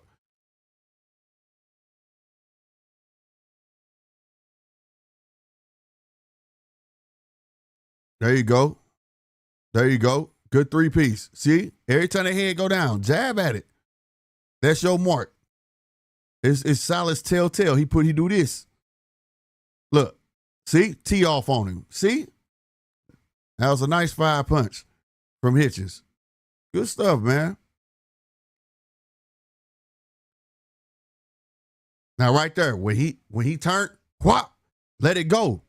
The fuck you doing? What the fuck you pulling? You ain't, you know what I'm saying? Like, it's certain things, bro. If y'all watching like how I'm watching, telling you, bro, when he turned blade and going to the cell, he just taking steps. He going back, but he could, and cause dude right there for it.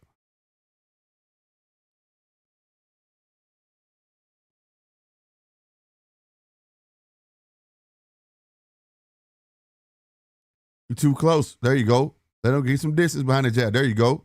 Stick his ass again. You ain't got to tap him. Get him out of here, bro. People want to see if you got some pop. Get him out of here. That's the feed I'm talking about. That little sequence he just did. Where the fuck is that? See how he turning him? Where is that at there, man? Now you going back to the ropes. That's what I'm talking about, Hitchens. Move. God damn it. Get off the fucking ropes. You up here slipping, having to slip punches. That's not a knockdown. He fell. He slipped. Solid slip. Hitchens can stop this dude, but if he don't have that mentality. Right. Yeah, you right. Top dog, I agree with you. Yeah, he got to put that fucking jab, ain't no joke, bro, Aircraft. But no, did y'all see how he was moving when he was turning you? Where the fuck was that at? That's something he needs to work just to implement, period. Right? And you watch. Like, if I fight like this, you could time that. If I get ready to swing, you could see. You could see it's something in this motion that you could see before I swing, bro. Some motherfuckers gotta, you know what I'm saying? You see Salas just like this. Look at him. Soon as I see this top of your head go, I'm pop. Instantly, bro. It's going to be a jab or a hook. It's going to be something. Depending on how close your ass is to me, that's what you going to get, bro. And he need to pay attention to this shit.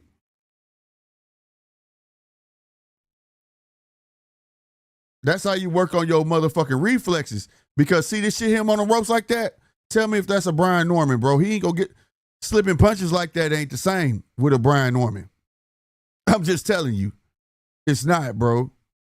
That's what I'm saying. If he moving like how he was in the last round, turning, yeah, I might bump it up 75 to 25 Norman. I mean, Hitchens.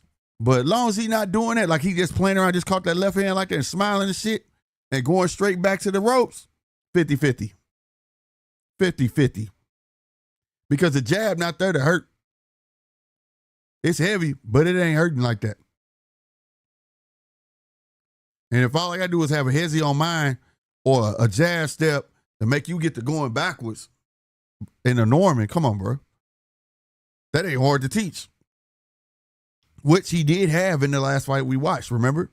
Of Norman. Good stab jab downstairs. There you go. I don't give a fuck. Anytime that head start coming down. Good shit, 2-piece. Get him, dog. Boy, that 2-piece took that dude leg clean the fuck out. Look, he letting that dude get all on him. Going straight back to the ropes. Now, you tell me if this was Brian Norman. You tell me if he do this with Brian, that shit with Brian Norman, what that's going to cost him. You tell me. He can't do this shit, bro.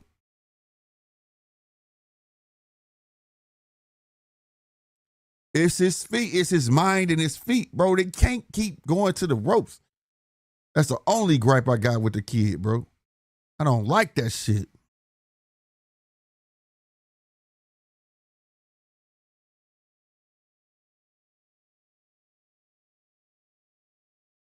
Come on, Silas. And he getting tired, bro. Silas getting tired. All that shit in your favor, man, Hitchens, bro. Are you getting tired? Where the jab go? And you see, he turned. Man, that dude went to his left and turned his ass right back into the rope. What that tell you? He like going to his right. Silas, you know what to do if you smart. He tried to shoot the uppercut. He missed it, though. There you go, two-piece. Stay right there. When he need to move to his left, there you go. Move to your left and keep moving to your left. Good stab, jab. There you go. Boom. Boom, boom, boom. Go, go, go. Tee off on him. You see his head? Boom. I don't give a fuck, bro. This dude is... Shoot the jab. Ah, damn, that motherfucker. Now, I hope y'all saw what the hell I just saw, but I'm just saying, bro. This shit crazy for me. What's going on? If Norman goes to his body, he could be in trouble. Facts, bro. And if you're on the ropes like that, he's slipping punches from Silas. That's different than slipping punches from a Brian Norman, bro. You said, fuck no, Brian Norman will fuck around and clip Hitchens going straight to the back. That's why I'm telling you, like, it's different, bro. It's different, bro. And I know I'm watching this on TV, but me mentally wise, I'm analyzing, like, y'all ever see Sherlock Holmes, nigga, the one with Robert Downey Jr.? How he was analyzing, like, oh, he take a step to the left when he do this. Oh, if I faint here, he moves to his right. If that's how my mind literally works, bro. And I'm sitting, when I'm watching boxing, I'm looking like, earlier, I said, hold on, y'all, before I say something, with the Jalil Hackett.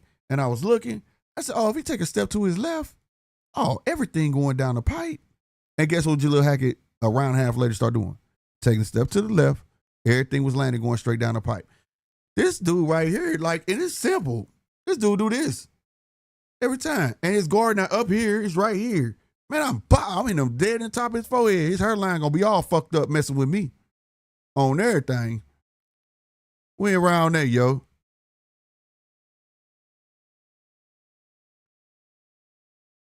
Silas would need a whole, oh my God. All that y'all seeing right there, how Silas getting to him like that, all he doing is trying to tie up.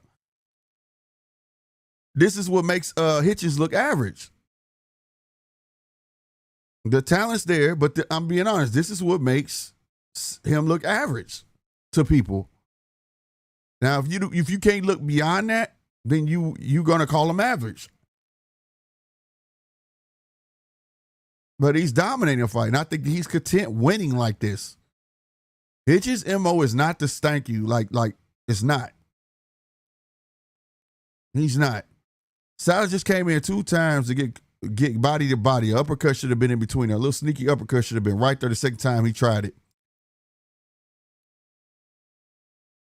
That right uppercut there. Where the right uppercut? 2B's trying to steer traffic. You didn't even have to steer traffic. All you had to do is launch it. I'm just being honest with you. Hey, y'all smash that like button for your boy. Smash that like button.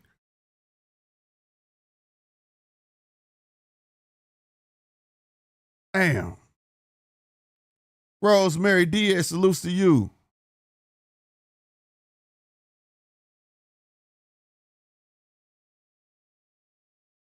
India. Oh, Hitch is winning. He winning.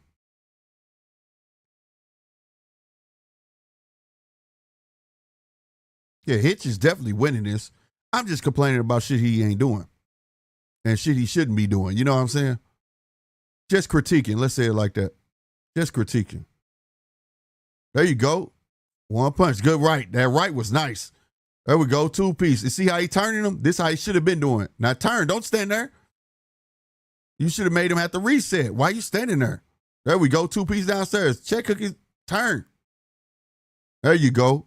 Ain't no need to be going back with a cat like this. Boom. Right hand again. But he goes backwards. You should have turned.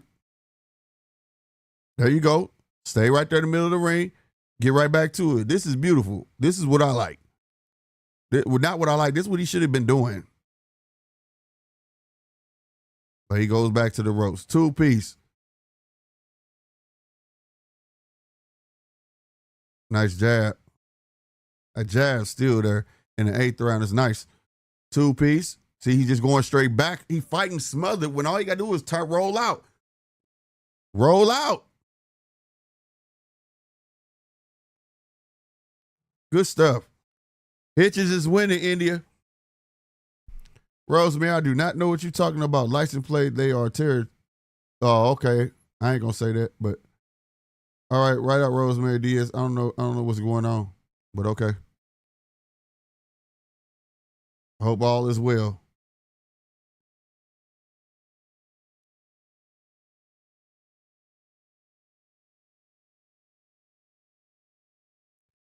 But yeah, that's crazy, bro. That little sequence, he said, wop, turn, wop, turn. You know what I'm saying? Like, he got to reset anytime.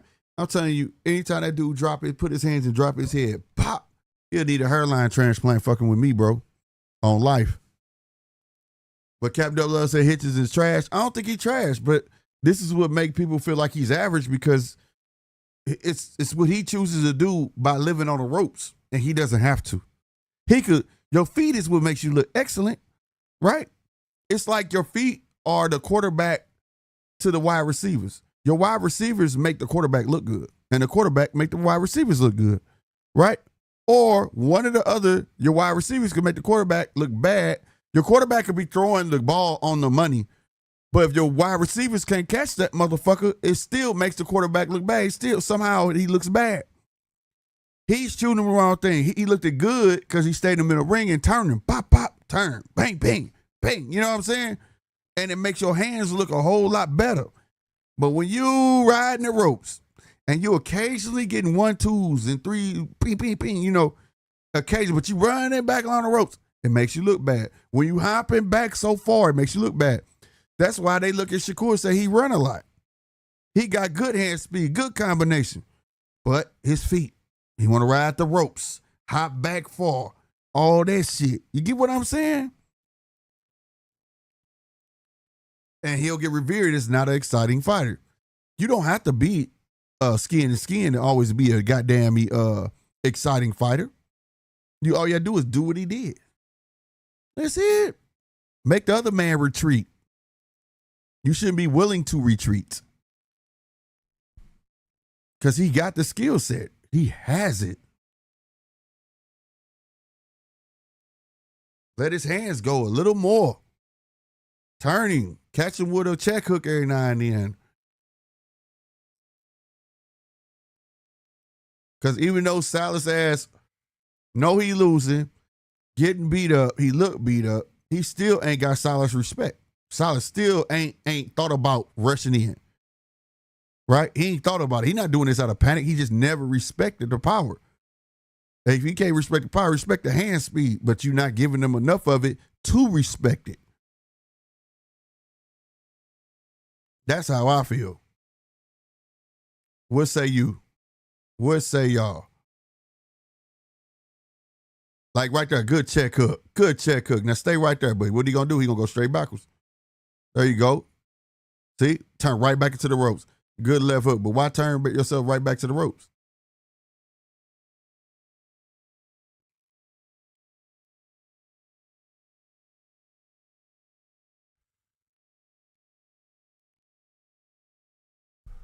Nice 2-piece. Right there should have been a check hook when he turned. Instead, he let him well on him.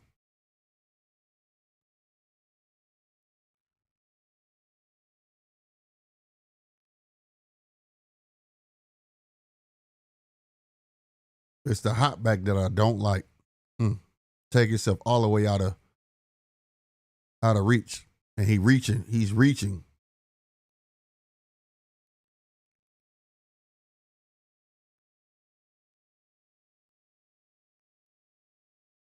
$13 seconds left in this round, man. I just want Hitches to make a statement, bro.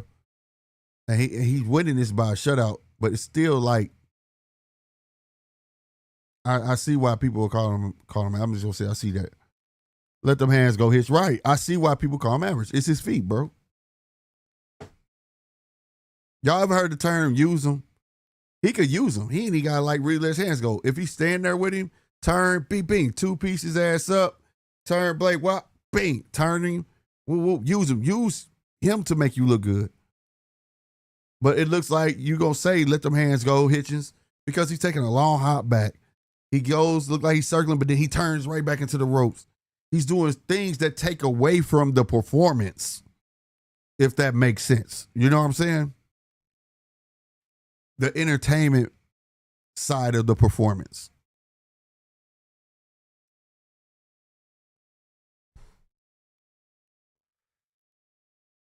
So that's how I see it. Like I said, what say y'all? What y'all think? How y'all think he doing? Let me know. I think he doing excellent. It's just some bad choices and certain things he ain't seeing. And even though Silas is in there, but he not respecting none of what he doing. He just can't get what he want off, but he's not respecting nothing of what Hitches is doing at all. He don't respect the speed. He don't respect the power because he ain't gave him enough of it. All he's giving him more of this moving around than anything.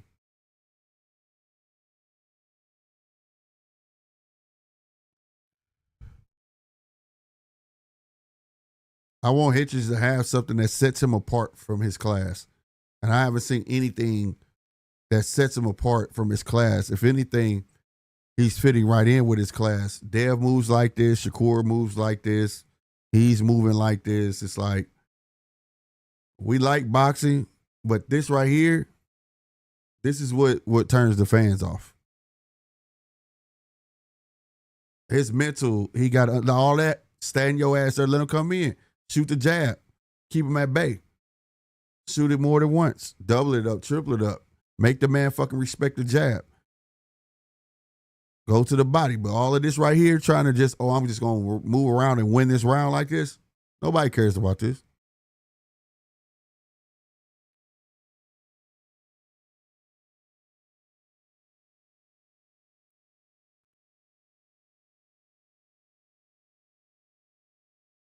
See that? That was supposed to be a left hook right there, but he got out of dodge. He made him miss, but you didn't make him pay. That was a clean left hook like that. Now stay. Now watch. He going to move to the ropes. Look. Told you. Told you. That's not being a matador. There you go. That's being a matador. Turn. Not to the ropes, fool. And he went to the ropes.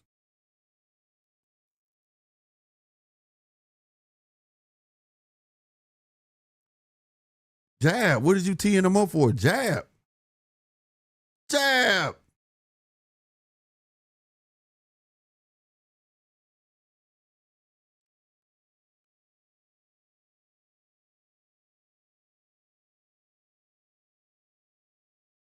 Jab.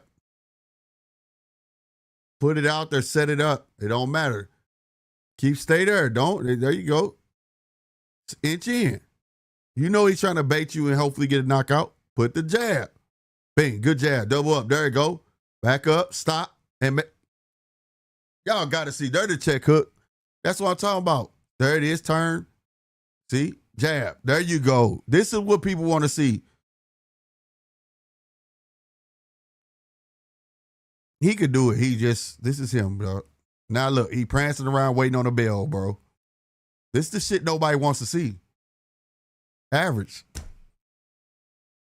He was a step above average. And within the last 2 rounds, he just made me put him at average again. He don't have the show. This is the stuff people gonna do. His feet is primarily for track meets. His upper body is a boxer, and his legs is for a track meet. That's all I'm gonna say. And I know he could turn them track legs into boxing legs. He just don't want to do it. He don't want to do it. He want to make everything easy as possible. But that's not the easiest possible. You're spending energy, bro. Them moments where you turn him, check it, bang, wait on him, jab, pop, bring him ass in, boom, turn his ass. That shit looks so pretty, but he want to look pretty, but that's not pretty, bro. You jumping from here to East Jesus is not pretty, bro. Like, stop that shit. And it's wore out because we see Shakur do it. Devin do it. Well, Devin kind of slowing it up a bit. But, like, we seeing all these other motherfuckers do this shit, play the rope game. We don't want to see the rope game, bro. We don't want the rope game is supposed to be last resort. So you know it is what it is, bruh. You know what I'm saying? Yeah, that was the last round, India. You said he doing good, but like he said, bro, footwork ain't putting him in position to land shots. It ain't a good looking fight. He should be able to start this. Facts, top dog. That's what I'm saying, bro. That's what I'm saying. B Scout, salute to you for coming through. He said after seeing this, who you got? Hitchens or Russell? Hitchens gonna be trying to come to him. I just think Russell gonna come to him, but I think Hitchens is gonna do a lot more running.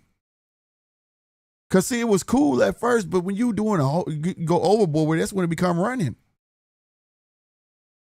You know what I'm saying? That's how I see that, man. I wonder how he'll do against Brian Norman. That's why I'm telling you, that shit on the ropes, he can't do that. He can't do that. A lot of that he doing on laying on the ropes, he can't do that with Brian Norman, bro. Fight over, Hitchens did great, could have done better. Facts. He got talent. Let me clear it up. Hitchens got talent. His feet, though. It's not even his feet. It's his mental of what he wants to do. He gotta get that together. You know, you gotta get over yourself. Go look at some tape and look at it and say, damn, I could have did this. Damn, I should have did that. Damn, I could, you know what I'm saying? You know what I mean? Like go evaluate yourself.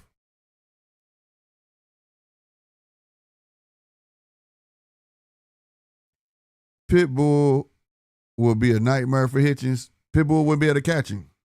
Captain, Pitbull wouldn't be able to catch him.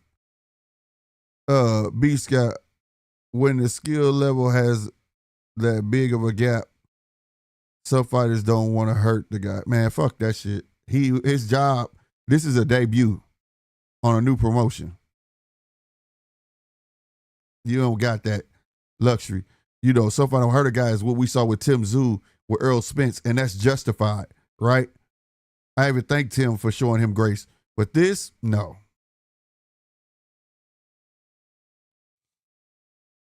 Hitchens versus Poirot 2, we'll see.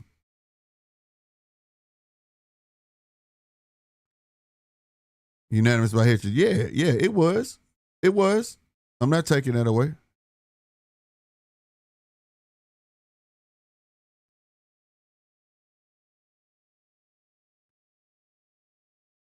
Here we go. He's talking about hand hurt.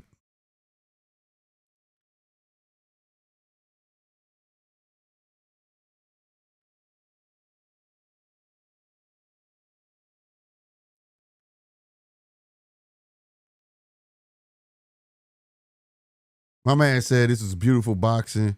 I boxed. I stood in the pocket. I don't know. I don't know what to make of this. Now you're talking about he hurt his hand in camp and this and that third.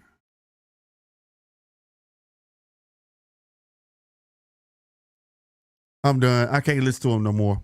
He said, I saw Turkey sitting down. I said, oh yeah, it's time to put on a show. I'm going to say this again. He said, I saw Turkey over there sitting down. And I said, oh shoot, it's time to put on a show. Stop playing, bro. Stop playing, bro.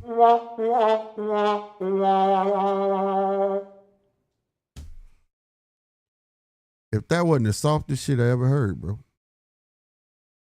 So you gonna crank your performance based on another man showing up to your fight? Fuck him, man. Just a person. You're supposed to want to look good regardless, nigga. The fuck? You ain't getting a good performance unless Turkey there, y'all. Fuck that. He weak for that, bro.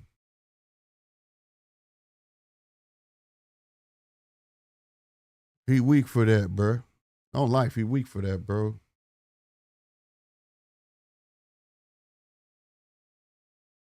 He weak. Oh, shoot. I saw Turkey there.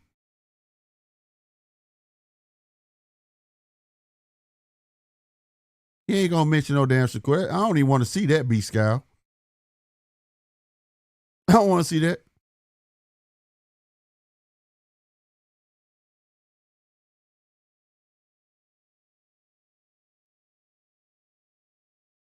That shit was so weak, bro.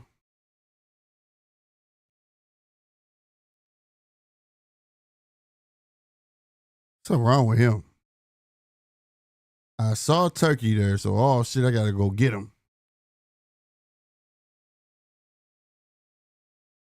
That shit weak, bro. I'm sorry. I can't go with that. That's I gotta go get him.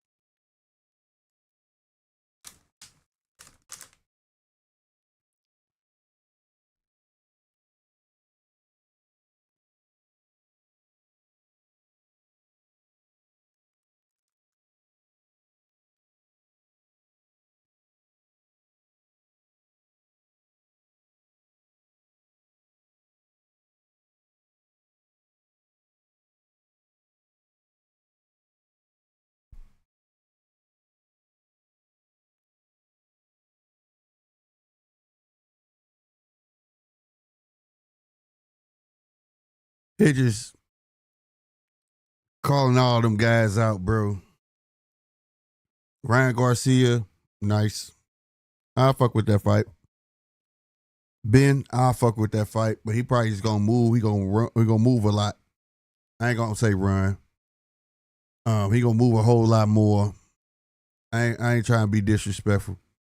He gonna move a whole lot with Conor Ben. Devin Haney. I don't know, bro. I don't know if people want to see that, but if he do get lined up, I will have to tell you I'm going with Devin Haney.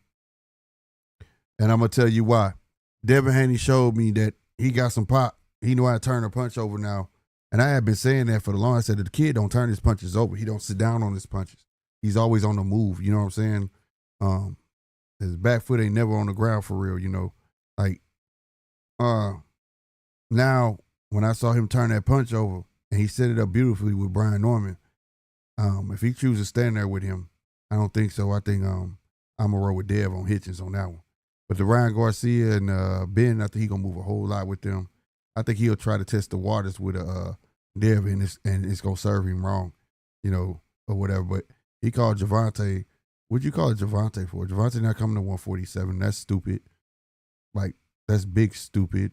And then you know, you need Gary Antoine, go mess with some weird work, you know what I'm saying? So we'll see. Yeah, Hitchens won, bro. Yeah, he won. He pitched a shutout, bro. The only thing I'm just critiquing him on is his choices that he move in the ring. I've never seen people run into the ropes on purposely. I critique Shakur the same way. He does his hop back or he move a lot, you know, along the ropes, and I don't like it. But even he's starting to clean that up, you know. So it is what it is. You know what I'm saying?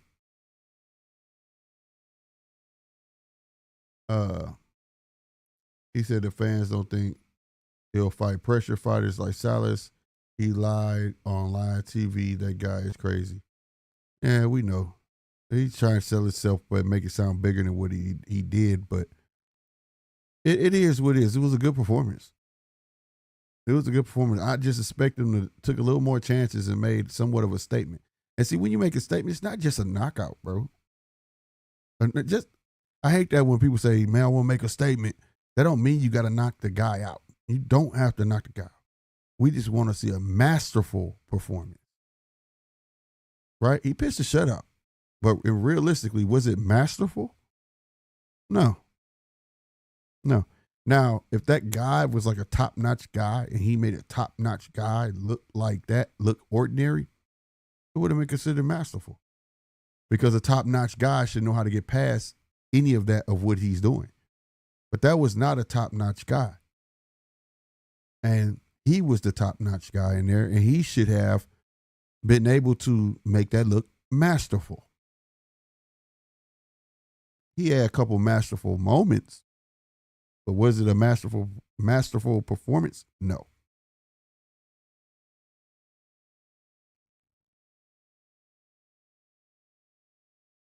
Salutes the aircraft carrier. I like how you put that. Aircraft carrier said, I know what to expect with Hitchens. I don't order a burger expecting a steak. Salute to you, bro.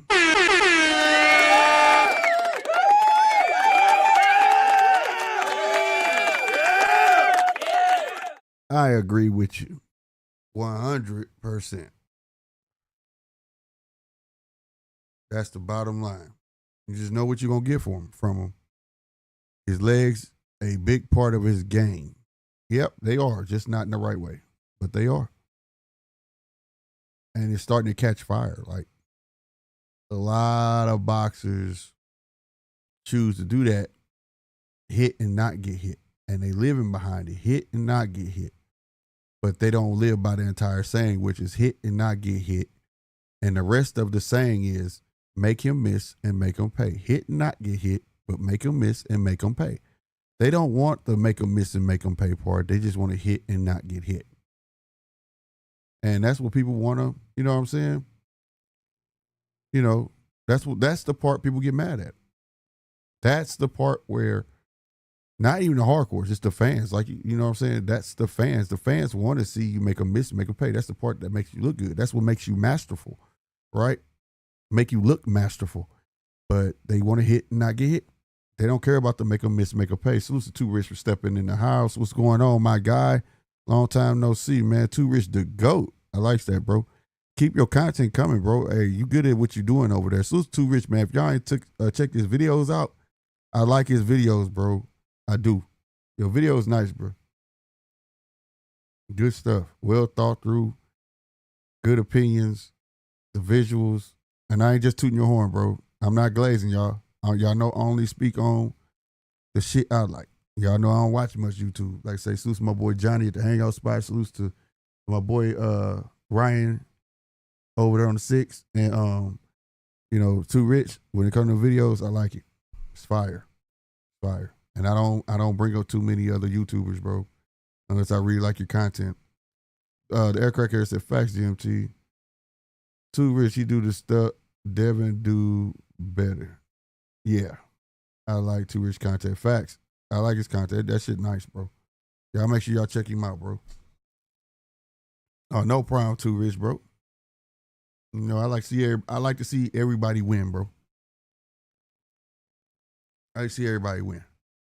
And I'm gonna tell the truth on your shit. Your shit nice.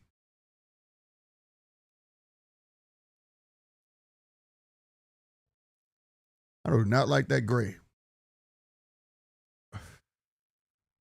That's that gray you start wearing every day when you get old. Them gray t-shirts like that and plain gray t-shirts with some damn basketball shorts. Like, fuck it, I'm going to the store. I can't stand that shit. That shit, what they call that? Heather gray or some shit like that. I don't like that. Now, why they let Hitchens come out? Salute to Hitchens too. I'm glad he got to wear his own shit. You know what I'm saying? That I did like. I like my favorite color, red. You can't tell by how this is. You're gonna see a lot of red in the background. If you in my house, I love red. You know what I'm saying? I like red and black, red and gray, red and white. And usually the shirt either black or red, but you know what I'm saying? I had to change it up today. But nonetheless, shit, my phone fucking red. You know what I'm saying? Everything I look at the cup I drink out of is red. But yeah, bruh, I like purple too as well. And that was nice to see him come out in his own gear. Now I'm wondering, is that just reserved for the big names? Now, if you got a name, do you get to come out in your own stuff? You know what I'm saying? And if you don't, you got to come out in the prison gear? I don't know. I'll go Edgar, got chrome heart, outfit on, some leather. He always look nervous when he coming out, bro. That should be tripping me out.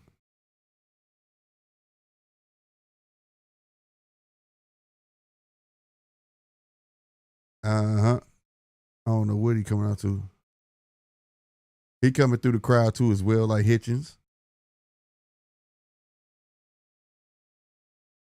Caesar Cruz, what's happening, brother? What's going on with you? I see you, my guy. Everybody that's in here, smash that like button, bro. Real spit. Smash that like button. Help your boy get in the algorithm, man. We trying to get to that 3K, bro. I am not going to stop asking. So you might as well go ahead and hit it and hit that subscribe button if you're new up in here. You feel me? So say everybody on the X is checking your boy out. All 62 of y'all, man. I appreciate it. I know it's a Sunday. Usually I'm not here on Sundays, but if it's boxing on any day, y'all going to catch me here on that day. You feel me? And don't forget, we do the podcast every Thursday and every Friday, the Judges Table podcast. So make sure y'all come through and hang out definitely on them days. We working out on Thursday and Friday. Weekends, we doing live commentary. We working to add more days as we go. You know what I'm saying? Caesar Cruz said, just hit the link. You just subbed or you hit like. You just hit the like. My bad. That's what you mean. Appreciate it, Caesar. Appreciate it. I really do. Like I said, we gained a whole lot of subscribers, man. I'm about to go to it because I want to make sure I get a proper number. We were at 2064. So how many more did we gain? 6. We gained 13 more subscribers just yesterday, man. And I really, really appreciate that, y'all. We had 2,077. We on that road to 3K, man. We finna get to doing it, bro. Giveaways coming soon too, man. I wish all y'all was here when I was trying to do the raffle for that shirt. Nobody bought into it, man. But hey, it is what it is. But I don't know what I'm gonna start giving away. I'm gonna leave that to y'all. Start doing some sort of raffles, fundraisers for the channel so I can improve the equipment, whether it be $1 raffles for ring magazines or something like that. Who knows? Because I got plenty of ring magazines. I always buy doubles anyways, so everything still be in the package. But I'm talking about like the ones that's hard to get. Like this is hard to find right now. Like I got plenty of these. Y'all know I'm a collector. Plenty of them. I think I got like 2 or 3 of these. So what y'all think? $1 raffles for ring magazines? I don't know.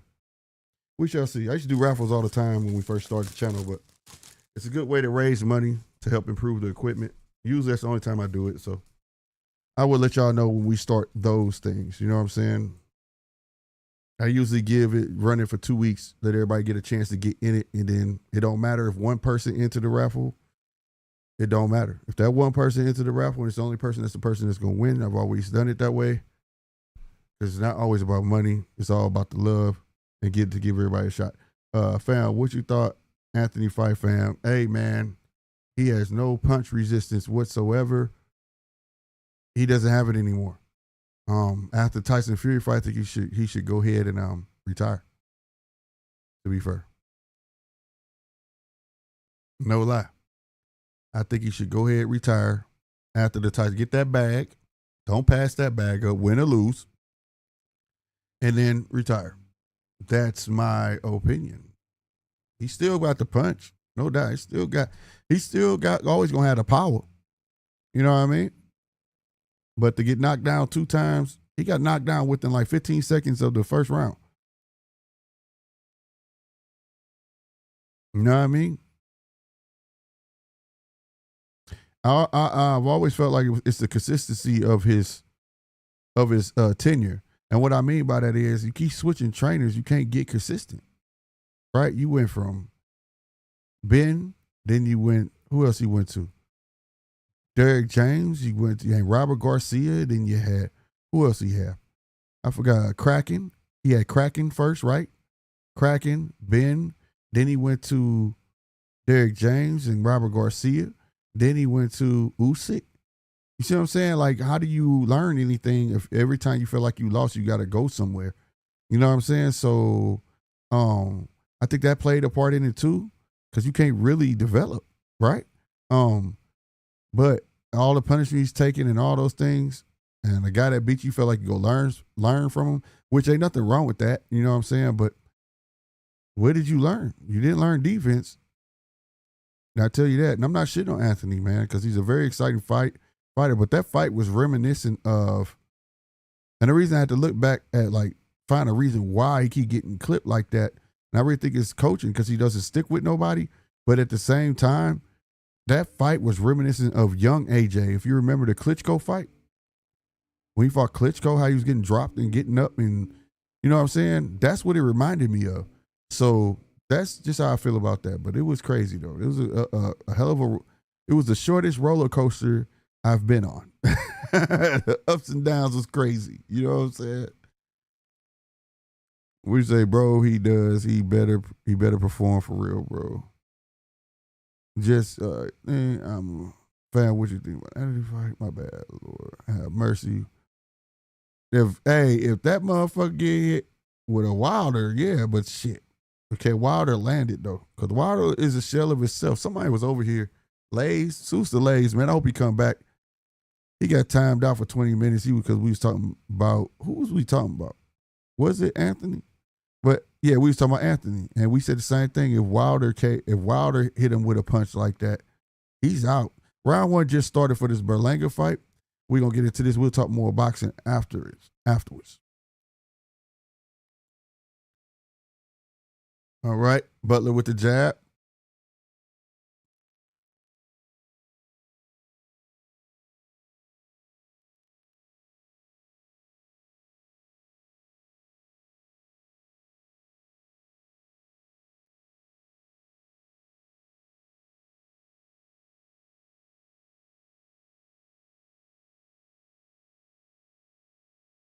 All right, Berlanga got a sense of patience. He would have threw a hook by now.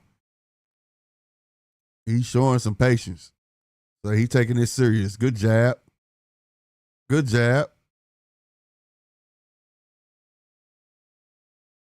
From Berlanga. But usually he would have threw a hook by now. So he taking this shit serious as hell, bro. Good jab. Good jab from Berlanga.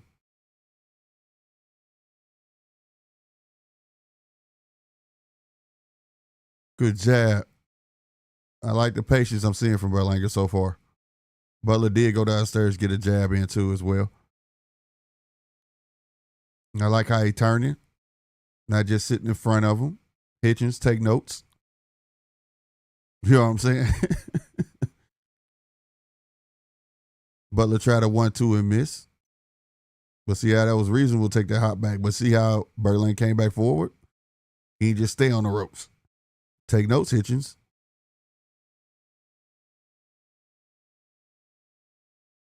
Let's get it.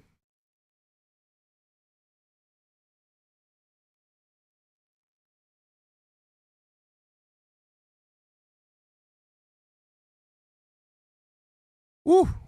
Nice 1-2 from Berlanga. It was solid. Looked solid. Butler with the double up downstairs. Came with the overhand. They in the clinch now.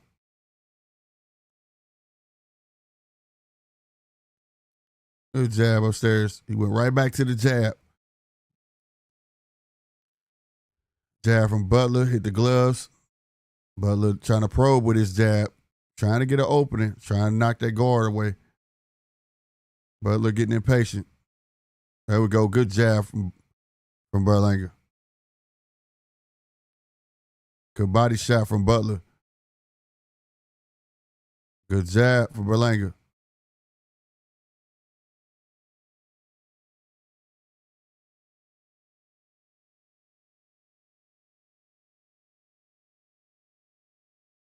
Good double up on the jab from Butler. From Berlanga. So Berlanga trying to talk mess. You gotta talk mess, bro. What you trying to talk mess, bro? Bro, that was a good round for Berlanga. And what I liked about that round was the patience. Like I said, usually he's been trying to come at old boy. That jab, and then I'm looking for a hook to come. You know what I'm saying? Good stuff from Berlanga. Good way to get it going, man. Because that jab, you're gonna need it. And the other guy's getting very impatient, which is gonna serve Berlanga greatly in this next round. You know what I'm saying? Old boy kind of exposed his hand, probing with it, trying to knock his guard down. He know what's coming. If he's smart, he know what's coming. I like the way he turning him. You know what I'm saying? Like I said, take notes, Hitchens. That's how you move. The ropes are not your friend. Bro, you are absolutely right, man. I think you're talking about what I was talking about, Anthony. Yeah, man, I'm not trying to be right. I'm just calling the way I see it, but I do thank you for that. And Yeah. Go get the bag and sit down, bro. Nothing's wrong with it. Nothing's wrong with it.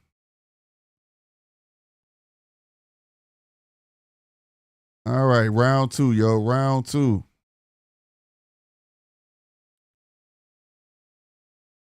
Tico Gomez, salute to you. Yeah, Jordan and Kobe, they're my guys, bro. Those are my guys. Will always be my guys. Yes, sir.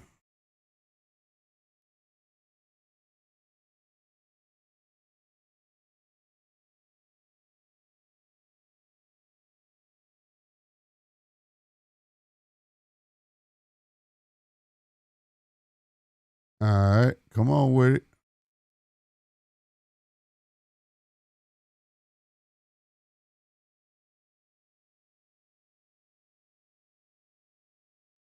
All right, get off them ropes, Berlanga. There we go. Keep that jab out there. Ooh, that hook I was looking for. A lead hook and then a right hook. Good stuff. And he got some quickness with it. He still got that little shuffle, though, after he throws it. You know what I'm saying?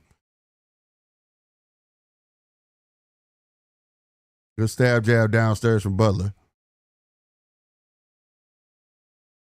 Ooh, right hand from Butler. Good right hand. It partially landed, but it's the point he got to the target. Good stuff. Ooh, 2-piece just missed for Berlanga, but he got that body shot. Butler making, left and then a right. Good stuff, but he still got that shuffle afterwards. I don't like. I'll show y'all what I'm talking about after the round, so y'all know what I'm talking about. Good jab from another jab. Good parry. He parried that body shot from Butler. Butler with the jab. He tried a 1-2, but he got that 2. He missed the first 1-2, but he tried the 2 again. It landed perfect. There we go. Went right hand from Butler, but it kind of glazed over the top of his head. Ooh, big overhand right from Butler. Hit nothing but air. Stab jab downstairs from Butler. Good jab. Good 2. Good left hook. Another left hook from Berlanga. He didn't have much on it. He just put no old boy on notice.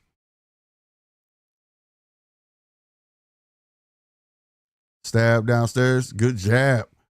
That was on the money. Get off the ropes. That ain't a knockdown. Oh, he got knocked down. That is a knockdown. Fuck me, bruh. Damn, Berlanga was doing really good, bro. And you know how he got caught?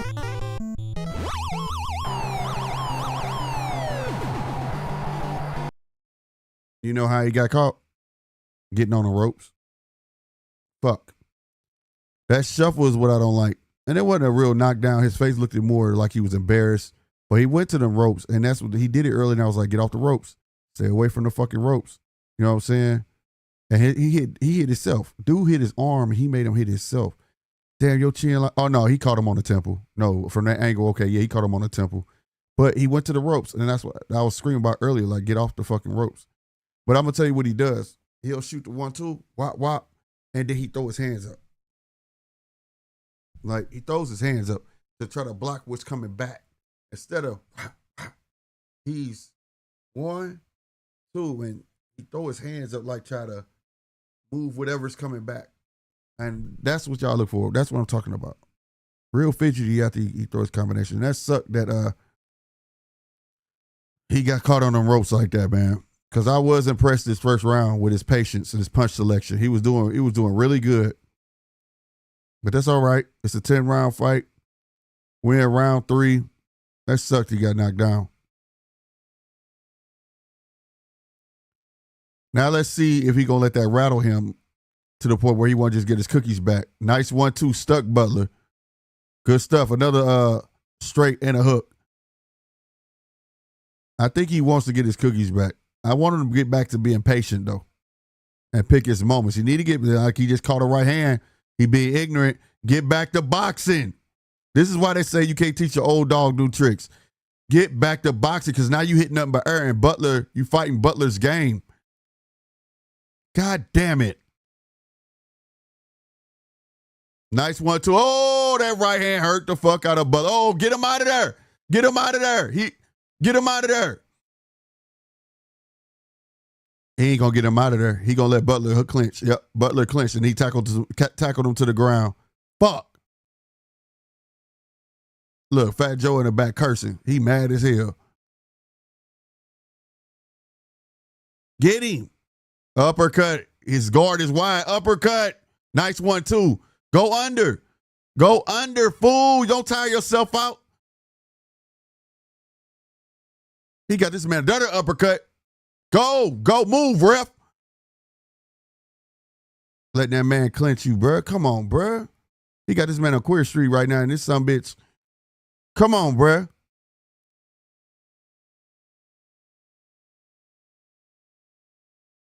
Oh, big left hand uppercut. There it is, another big. Get him. Oh my God, bro.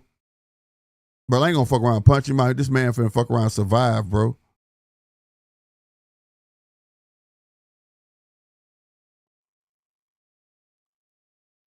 Bing. This all right? Set it up, bro. This is why I say you gotta get back to boxing. That jab, bro. You can get him out of there. He is hurt. Move, ref. He study trying to land a 1-2, bro. Uppercut, bro. This dude so hurt he don't know he's standing outside the ropes. Come on, bro. Get him. There ain't no way you can't get him out of here, Berlanga. This dude is so hurt. Wow.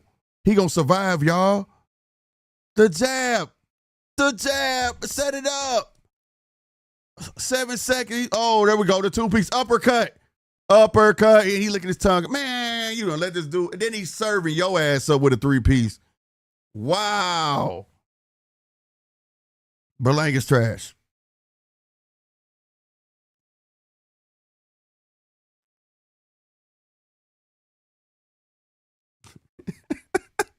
This nigga trash.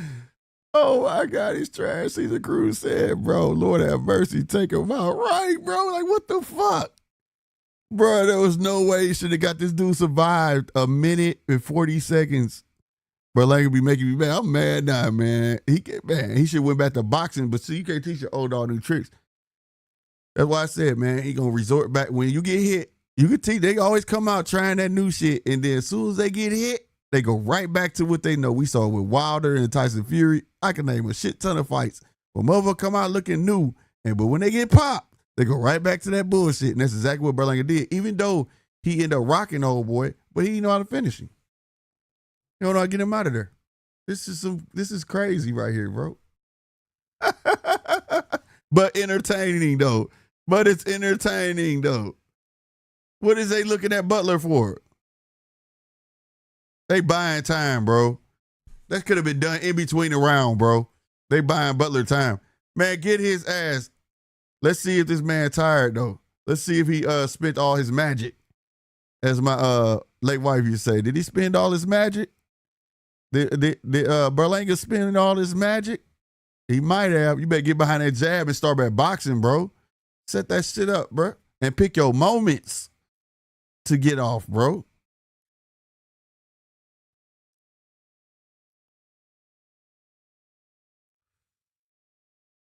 Butler behind the jab. Ooh, solid body shot from Butler.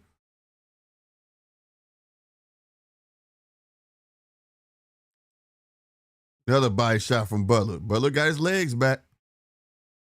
He don't look shaky at all. Woo, he tried a 1-2 on Berlanga.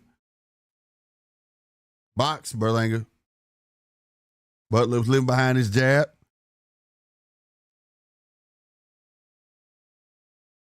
Stab jab downstairs from Butler.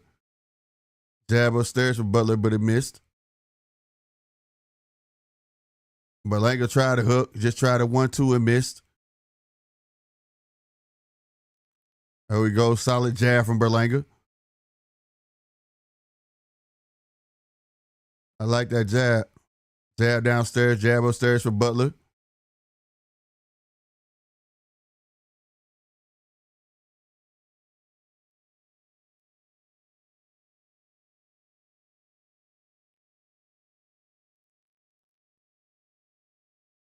All right, Butler.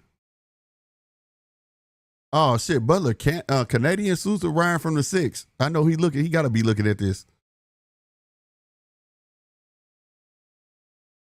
Oh, left downstairs from Butler. Smart for Butler to get up off them ropes like that though. Oh, big fucking right hand from Butler. Yeah, Berlanga felt that shit. Again, you saw him about to flutter. I hate when he do that. Instead of using your defense, you want to knock your punches in the air.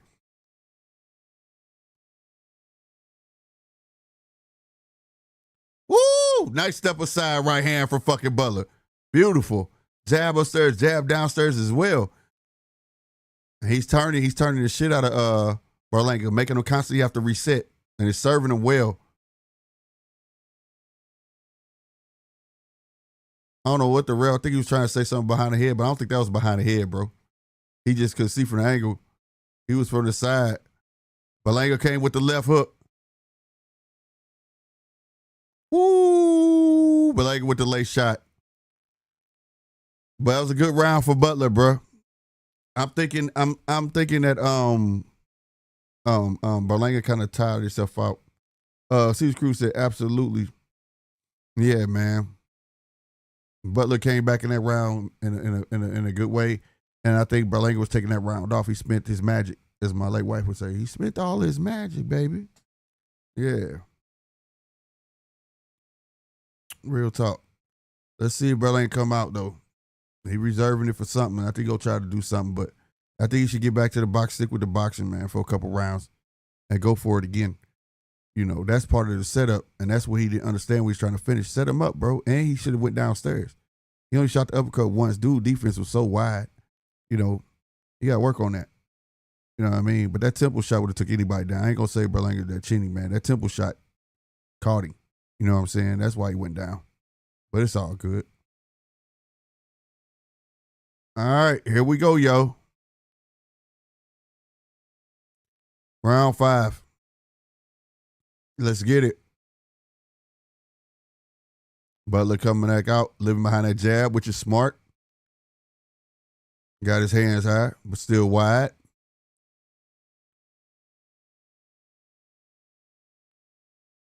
There we go. 1-2 from Butler, miss. Berlanga look like he ready to throw bolos, bro. Get in your boxing stance, bro. He look at it, there we go. Get in your boxing stance.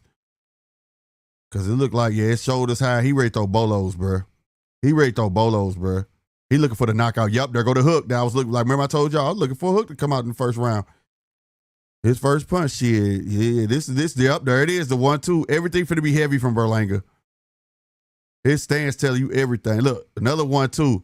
Leaping left hook from Berlanga. Knew this was, but he don't need to do this right now, bro. He don't need to do this. There we go. Good shit, though, for Berlanga. Nice 2-piece. High guard, another 2-piece. Butler letting him get him off, though. Good body shot from Butler.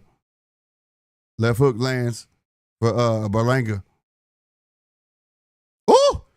Big shot from Butler, bro. Woo! Big right and a straight from Berlanga. Good body shot from Butler. Damn, Berlanga whiffed 2 punches. Damn, nice 2-piece. Oh, he back on Queer Street. Butler on Queer Street, bro. He got him on Queer Street, bro. He hurt. He hurt. Take your time. Take your time, bro. Uppercut. He hit him in the back of the head, bro. Good jab. There you go. Jab. Jab your way in. Give it to him, bro. There you go. There you go. Jab. The uppercut there, too. Oh, my God, bro.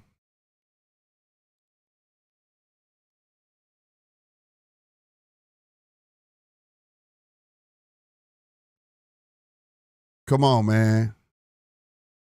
Good body shot. There we go. Good body shot. Ooh, big left hook. Another left hook from Berlanga. I gotta give it to Butler, bro. Damn, he can eat some shit. Pause. Woo! Big fucking right hand from Butler. Jab too. Another right hand. Damn, big left from another big left or right from Berlanga. There we go. Go ham, Berlanga. This one you go ham. Go. Oh, you just idiot. Good shit from Butler though, bro. I ain't gonna stunt, man. Good shit from Butler, but yeah, Berlanga got a. I don't know. I don't know. I knew he was in a fighting. I knew he was trying to throw bolos. And when I was saying that for y'all to understand, he went to a boxing stance. But when he do this, oh shit, everything. And he got that high guard. He finna throw everything from the shoulders. He finna try to go ham. Man, he had came out like this. Then he went to a boxing stand. He went like this, like fuck that. He had made his mind up. He was looking for a knockout. Damn, bro. Good stuff though. Good stuff.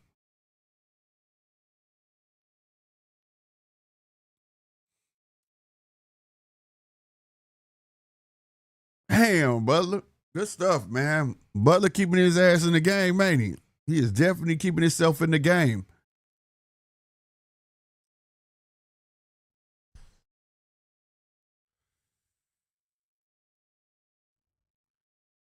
Oh. Who spilled water? Why the physician keep looking? They can do that in between. What is going on, bro? They keep checking Butler, dog, buying time. Round 6, by the way, y'all. All right, we back in the boxing stance. There we go. Box. Take the round off and box, bro. Good counter left in the inside for Berlanga. Get the boxing, bro. There we go. Damn, bro. Good right hand from Butler. They both exchanged jabs. Another jab from Berlanga. Jab from Berlanga. Ooh.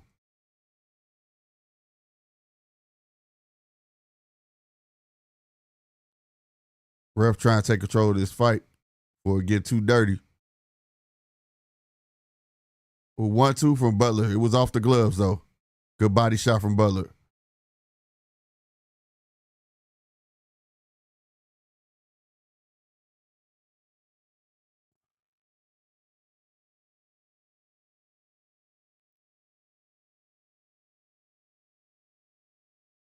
Two good body shots from Butler in the inside. 2 jabs. Berlanga trying to land this left hook, this lead hook. Good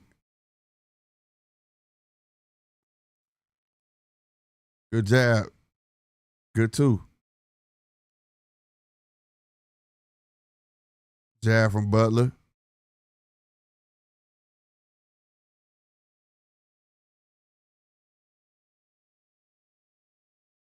All right, we had a minute. Man, we're under a minute. Oh, solid ass right hand from Butler and a left.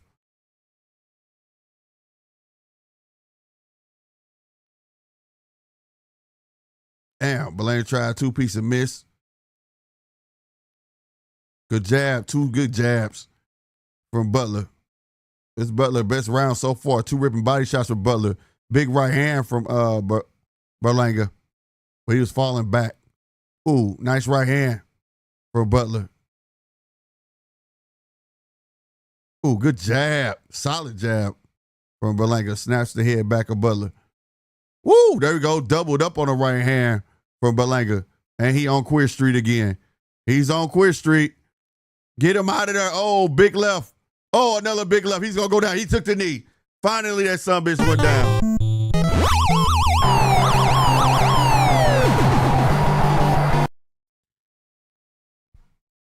End of that round. They let the clock run to 1 and stopped it when he went down at 6. They saved him. That motherfucking clock was at like 6 seconds, and then the motherfucker went down to 1, and they stopped it. I don't understand that. But anyway.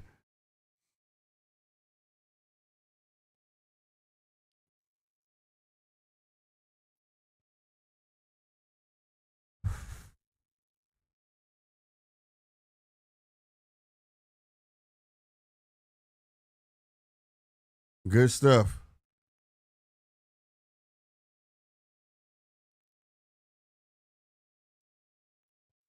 Both of them had a similar round. If you notice, like he was winning this round, he was keeping Berlanga contained, and then at the end of the round he gets knocked down. Same thing happened to Berlanga. Berlanga was having a very good round, and then at the very last minute, Butler gets him down. Ain't that crazy? He had Butler contained, and Berlanga went down.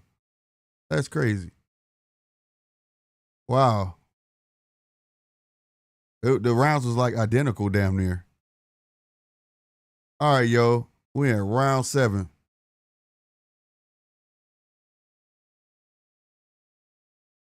If I'm Butler, I'm staying behind that damn jab. Stay behind the jab. Keep your defense tight. Stay behind the jab, bro. Get your legs together. A full round. Get your legs together. Because now he catching a 2-piece from Berlanga. I don't think, uh-oh. Did you look at the ref, Butler? There we go. There you go. Jab out. There you go. There you go, Butler. Jab out. And move. Shit, get your legs together. I would take this whole round off. Jab, jab, jab. Keep him at bay and get through this fucking round, bro. Oh, shit. That motherfucker tried to take Berlanga head off with a big right. 2-piece. Ooh. You almost got your head taken off, Butler.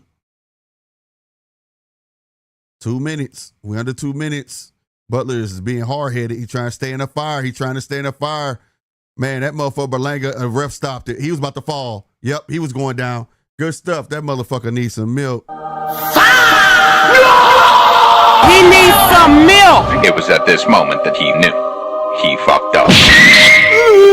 Damn! Ultra!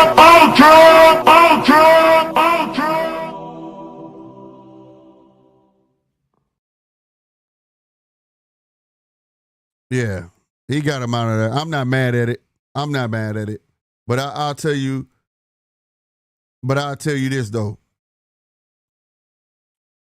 I don't know what was said during the corner, but that ref was already looking to start the fight. At a moment, the ref looked like he was going to jump in, and Butler looked at him. That's why I said Butler looked at the ref, and if you pay attention to it, look at the ref. He not looking at Berlanga. He looking at Butler in his replay. He just looking. And he saved him. He was finna fall anyway. He was going down. Him and the ref fell. The ref didn't pull him down. He was going to go down anyways. But why the fuck Berlanga go over there like he was finna steal on him while he was on the ground? Why the ref, like, nigga, you better stay down. I don't know what that was about, but he was definitely finna go down anyways. But I'm not mad at that stoppage. But Zuffa, 2 signings, they good for the crowd. I'll say that. They got that. But I like the way, man, if Berlanga can really adopt what he was doing in the beginning of this fight, tighten that defense up, he'd be nice, bro. He'd be decent. I'll say that. He'd be decent.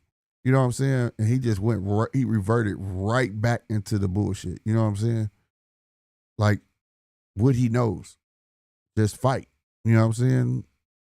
Throw them bolos. You feel me? Captain Dello said, and Janabek KO Butler in like 4 rounds. He did? Or you say he will? I don't know. Are you saying him and Janabek fought already? Butler and Janabek? Captain, clear that up for me. Or you say he will KO him in 4 rounds? That's if you say he will, yeah, because Janabek know how to box. You know what I'm saying? He heavy-handed in both hands. You know what I'm saying? If Berlanga ready, 168 continues at 68. Nah, he gonna get. I think if he could learn to, like how you live behind that jab, take his time and be patient, I'm with it. You feel me? I'm with it. You know what I'm saying? But if he think he gonna go in there and be able to fight everybody like that, he's gonna get used. You know what I mean? He's gonna get used. Like for instance, Butler should have came out in this round and lived behind the jab. Right? He should have been doing levels. You know what I'm saying? Whoop, whoop. Confuse the fuck out that motherfucker. Move. Whoop, whoop. I would have lived through that round. That way the next round, the ref wouldn't be looking to stop it because like I said, it was a moment where the ref was, he looked at the ref because the ref looked like he was going to jump in and he took his eyes off the prize. And he should have, instead of standing there fighting him, he should stay behind the jab. You know what I mean? Like I said, this whole round, if you look at the ref looking at Butler. He's not even looking at Berlanga, right? So his mind was to save him. Like I said, I don't know what was said in the corner or whatever, but definitely look at the ref. They're showing the replay now. Look at the ref. The ref is just looking at Butler. He's not looking at the fighters. He's looking at Butler. You see what I'm saying? So when Butler takes this punishment right here, he's like, yeah, he's done. And that last hook that Berlanga landed was the one that was going to take him down. So he was already falling. The ref tried to get in and save him from getting knocked out, but he ended up getting knocked out. You know what I'm saying? So good stuff for Berlanga for finishing it. You know what I'm saying? But at the end of the day, yeah, he got to be able to adopt the boxing side because 168, he might just be food. But good stuff. I'm not mad at all. It's an entertaining fight. This is what they want.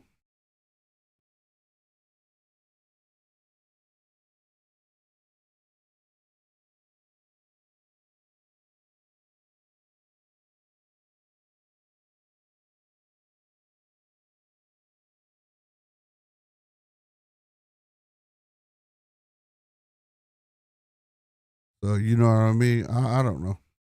It is what it is.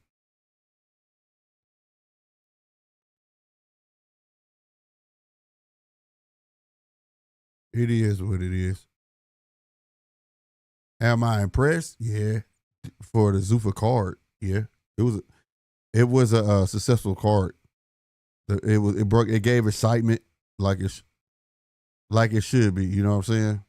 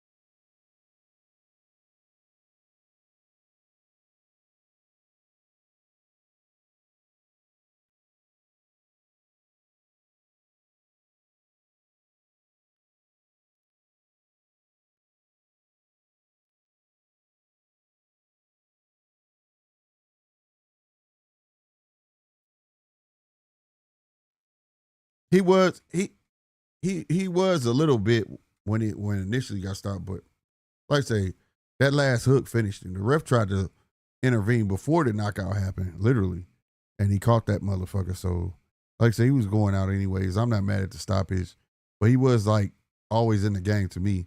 But I'm not mad at it because, you know, you have Butler that came out that should have took time. You know, he should have left lead it with the jab, move around a bit, get his legs together, come out in the next round to be that dude. You know what I'm saying? And he didn't do that.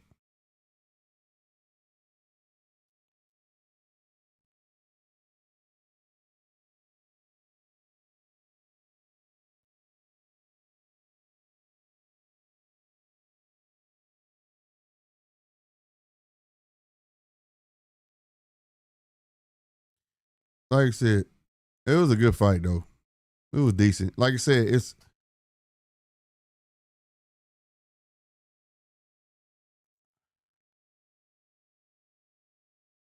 I think that at the end of the day, this is what you want for the fans. You know what I'm saying? This was I'm not shitting on it. This was an up and down fight. These be those exciting fights, but you know what I'm saying? So I'm not gonna critique too hard. It's like what my boy said. I don't order a hamburger and think and expect to get a steak. You know what I'm saying? So these are the fun fights that are necessary for boxing. You know what I'm saying? But, you know, Berlanga, if he want to elevate the boxing skill side of it. We know you could punch. But the accuracy, the setting it up is what needs to be had. You know what I'm saying? It needs to be worked on. And yeah, it is what it is from that point. And we shall see. Because in the beginning round, we saw that he can, but man, it's just so many times in boxing history, man. They be looking good. They work on some shit. And as soon as they get hit, a real hit, oh shit, fuck this. We finna slug it out. And that's what usually happens. You know what I mean? Y'all remember in that third Tyson Fury fight? Man, Wilder looked good. Until Tyson stole on his ass, and then he went right back to what Wilder know. You know what I'm saying? So we shall see.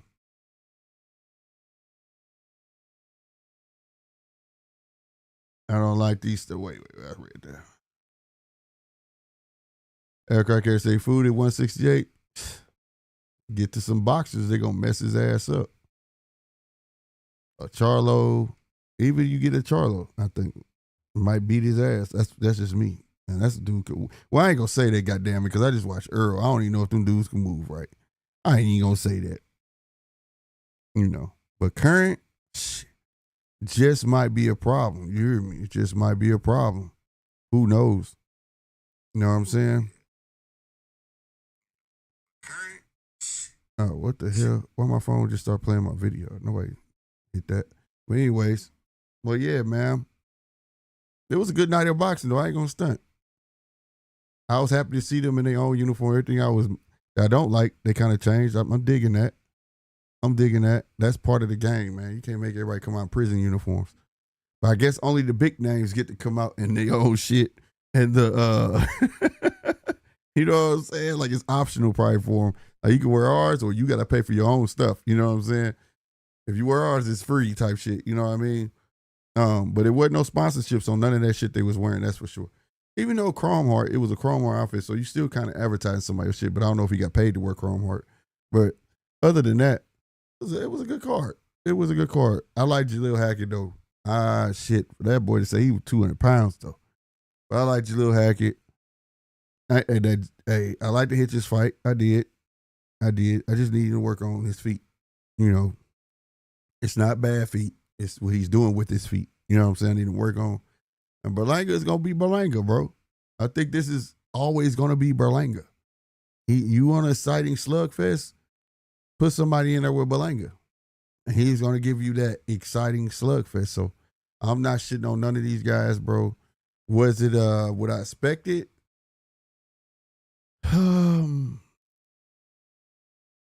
Yes and no. Jaleel Hackett, he improved. I'm happy with that. Hitchens, no, I did not expect that. I thought he was at least going to get him out of there or he was going to put on a masterful performance. That's the one where I really thought was going to be a bit different. But that fight fell by the wayside about round 7 and he was content in what he was doing. And now he did say that he hurt his hand. But still, though, he was throwing it. I don't know, bro. It just, I thought from round 7 on, he was going to start dog walking dude. You know what I'm saying? Because you could easily see the holes of Salas was showing. And I thought he was going to take it by the reins. You know what I'm saying? Especially by Salas not respecting his power or speed. He could have just used him. You know what I mean? And when you got that, if you know what you're doing, you can make that dude, he's going to make you look good because he's willing to walk into whatever you're throwing at him. And he was choosing more so of backing out, going to the ropes for no reason type shit. You know what I'm saying? That's the only fight I have a gripe with. Berlanga is Berlanga. And I believe that's what it is. You know what I'm saying? Berlanga is Berlanga. And I don't know if you're ever going to be able to change that. If y'all remember, he was with Top Rank. He out on first round KOs. He's a brawler. You know what I'm saying? Then they changed him. He left Top Rank. They tried to turn him to the boxer. The minute they turned him into a boxer is when he started getting knocked out. And maybe that's just not for him. But that jab will serve him good. At least the jab, right? teaching him how to set up those big punches. No, but they start trying to turn Berlanga into this pure boxer. And that's when he really started getting knocked out. Real talk. When he was on Top Rank, he was knocking everything the fuck out. He was knocking everything out. You know what I'm saying? And then when he got to Eddie, they wanted him to box, I guess. And I don't know. Well, I don't know. I'm speculating, but I just know he was different. He was trying to box more, and he was not Berlanga. The Berlanga we was used to seeing that was, I think he had like 14 to 16 straight knockouts, right? Or something like that. And like I say, that's when he started getting knocked out. And he was boxing nice behind that jab in the first round. Or was it the second round? One of them. And he got knocked down at the end of the round. You know what I mean? But when he started back being him, right? Yeah, he was missing a lot of punches and he was whiffing a lot of punches. But that's Berlanga. So I just think this is the Berlanga we'll see, and it was exciting. And I ain't gonna lie, it kept my attention. It was fun. So I'm not shitting on the fight. I just think Berlanga is always gonna be Berlanga. What y'all say? I don't know. You know, what's y'all opinion? But it is what it is, man. Who do we got coming up next, though? Who's this weekend? Does anybody know? Who's this weekend? Oh, they talking to Hitchens. Hold on, let's see what he got to say.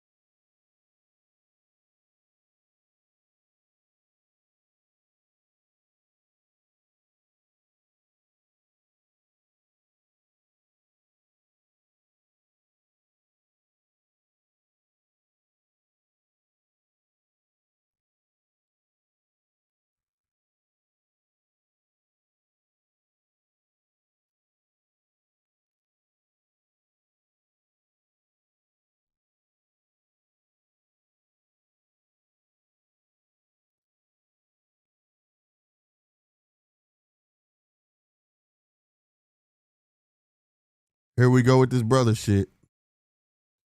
She said she talked to Shakur. Shakur was open into the fight. Just to make a long story short, he talking about it gotta be for life changing money, something I can't turn down in the distant future, because blase. They going with this brotherhood shit. I don't like it. I don't think it's a fight nobody wants to see anyways, to be honest with you. Ref ended it with the hip toss. Nah, shit, he was shout out to you, MT. But no, he ended with a hip toss, goddamn me. That was Berlanga gave him that left hook at the end, and it took them both down. You know what I'm saying? Salute to you for coming through, man. I appreciate you.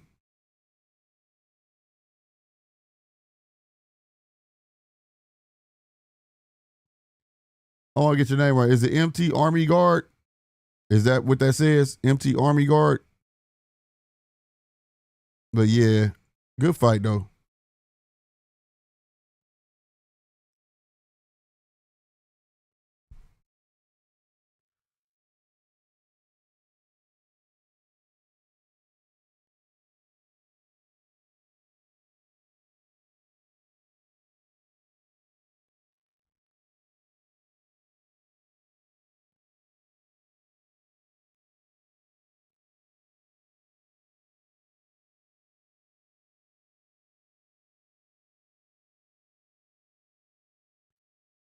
He said that he was in pain, but that nigga jab was hard though. I ain't gonna lie, that dude jab is nice. It's nice. What about Hitchens versus Tiger? I ain't gonna stunt, man. Hitchens might pull that one out, because it'll be a matter of Tiger being able to keep cutting that ring off on him and really taking advantage of it. You know, forcing him to the ropes, which it won't be hard to do, I don't think, but Hitchens might be able to pull that shit out if he understand he can't be on the ropes with a Tiger. I'm gonna be real with you. That jab is nasty work, bro. So I probably would favor Hitchens over Tiger at the moment. You know what I'm saying? I know we want to see Tiger in something big, but I think Tiger needs some work as well. And I also think Hitchens just a little, he's not levels. He's just probably a level above. I'll say that because of what Hitchens choose to do with his feet. I'll say that, if that makes sense, Captain. You know what I'm saying? But it will be a nice fight in the future. I just would like Tiger to get a couple more fights in with some boxers and things like that, because, you know, we want Tiger to be able to put his foot on the pedal when he know he need to and things like that, because we didn't have fights where Tiger just didn't look good because he's not putting his foot on the pedal. And then we had other fights where he just looked good because he had somebody that was willing to stay, you know, trade with him. You know what I'm saying? So we just have to see. You know what I mean? We have to see. Yeah, see, this is the thing. You look average until they put somebody in front of you that can take you out of that average category. We've seen boxers that we like, oh, he ain't nothing, he ain't nobody, but then you get a Cambosis, you put him in there with Tio, and then look, right? Even though he still went back to being average, but at the same time, though, average, there's fighters who just got the opportunity that seemed like they were basically and it worked for them because they're so good at being who they are. Another case in point, Errol Spence. I loved Errol Spence, and I'm on record saying it, that I always compared him to the San Antonio Spurs. The San Antonio Spurs always made it to the playoffs back in the day with Popovich because of why? Was it because of flash? Was it because of bravado? Was it because, no, it was none of those things. It was because they were basic. They knew the basics. The pick and roll, the basics. And they were better at it, passing the ball, all swinging the ball, all that, because nobody else was doing it. It made them look even better because, you know, everybody else trying to be, you know, the splash bros and shit like that. You know what I mean? And that's how I looked at Earl. Earl was very good at the basics, the jab and know how to inch his way in and get into dope body work, and he wear you down, break you down. He's never been a one-hitter quitter puncher. You know what I'm saying? And it made him look good, right? And then on top of that, he gave you grueling fights where you had to, like, you respected it because he pulled it out. But at the end of the day, if you look at it, if he had been fighting boxer punchers, which he wasn't doing, he was relatively fighting people that were flat-footed, right? What was another boxer puncher? The Cuban cat. That what is his fucking name? I can't think of his name. He knocked Earl mouthpiece out, and then Earl came back to win. What is his freaking name? I can't think of his name. He beat Pacquiao, right? And then Earl fought him. You know, he's a boxer puncher, but he got real flat-footed and gave Earl what he wanted. You know what I'm saying? But when you did put Earl in the ring with somebody who can move, guys, thank you, aircraft carrier, guys, and you put guys in there with a Earl Spence, and when he got flat-footed, it made Earl look tremendous, right? Especially coming back from getting rocked and things like that. You put Danny Garcia in there, he's relatively flat-footed. Mikey Garcia, pressure, you know. It was a grueling fight, even though Mikey Garcia was a smaller fighter. You see what I'm saying? But flat-footed. In that fight, because Mikey used to move, but in that fight, he was kind of flat-footed, you know what I mean? Because he was heavy. But if you put Earl Spence in there with a mover, it's a problem. It's a problem. You see what I'm saying? So sometimes, you know, what could seem average, if you put them in the right shit, it take them out that average category, right? So when we use that word average, we got to kind of be not reluctant to use it, but give it time before we put them in that category, because those categories, you got good, great, and you got a GOAT. You know what I'm saying? Greatest. You know what I mean? And some can handle all sorts of anybody out of any category. You're going to make easy work out of them. But because they don't achieve greatness, that doesn't mean that they're average. They may be good. They may be great. You know, like like Earl, he's a good fighter. You know what I'm saying? He's not the greatest, but he's a good fighter. He became unified and took the smoke, you know what I'm saying? This, that, and the third, you know what I'm saying? And I think that serves him well. Some will say he's average. I don't think he's average because for an average person to go on that long and not be beaten, right? And it took somebody special to beat you. Earl had an average style, right? That he made good, but it took somebody that was great to beat the average. You get what I'm trying to say to you? So that's what I'm saying. I think Tiger just needs that opportunity, you know what I'm saying, to see if he deserves to stay in that average category or not. And he hasn't had that opportunity yet. And if he gets out the opportunity, whether he performs how he's been performing, he pulls it out. If that style gives the Hitcherson's fits or whoever he fucking fight, he just pulled himself up out of average to good. And if he can stay in that good category and get better at what he does, maybe he'll land into be great. And then maybe, who knows after that? You get what I mean? So when I look at boxers, I just be like, oh, you know what I mean? Like Berlanga. I've watched Berlanga long enough. Him having the opportunities, Berlanga's going to be Berlanga. He's going to be what we call durable in the future, right? He has a namesake. You know, you could say he's average. He's going to be durable. And he's going to be, I don't see him coming out that category because he's had his shots and things like that. So, you know what I mean? Like, it is what it is. That's just how I look at it, me per se. Would you consider Tiger Johnson average, good, or great? At the moment, average has the opportunity to become great. I love his speed. I love his punch selection. I even like the way he moves. He just get lackadaisical sometimes. He'll get flat-footed. Or he make bad decisions with people from him. Like, when he should go in on them. You know what I mean? Or whatever. Especially if you're a mover. You know what I mean? He'll just follow you. You got to learn to cut the ring off. It's some things that he just got to catch on to. You know what I'm saying? But he's I would say, at the moment, you could say he's your average fighter because he hasn't had the opportunity yet to convince that he's good. Right? And once he get it, and that opportunity is somebody, you know, that's going to bring out him and he going to dominate. And when he dominated, then we going to say he good.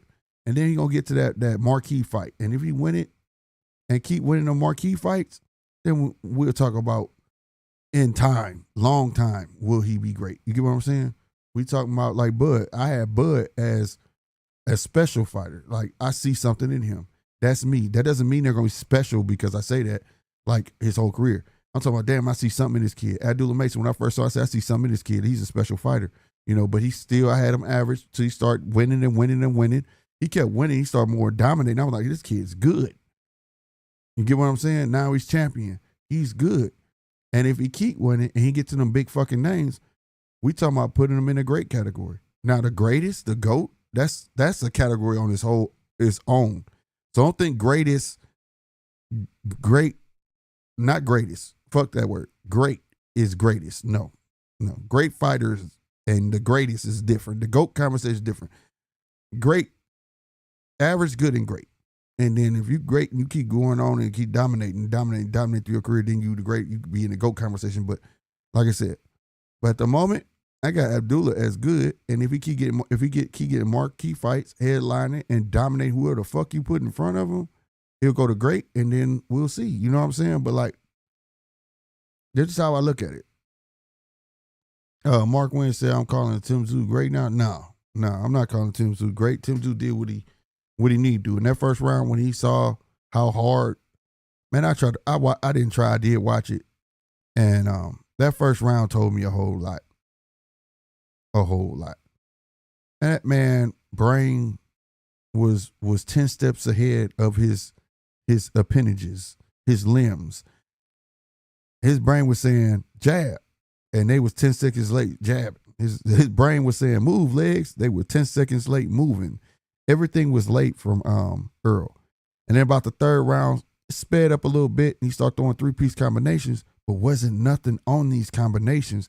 And you got Tim literally, it looked like I said, your uncle you sparring with your uncle. You like 6, 7 years old, and you sparring with your uncle, and Tim just standing straight up, and every time Earl's swinging his hardest, Tim just looking.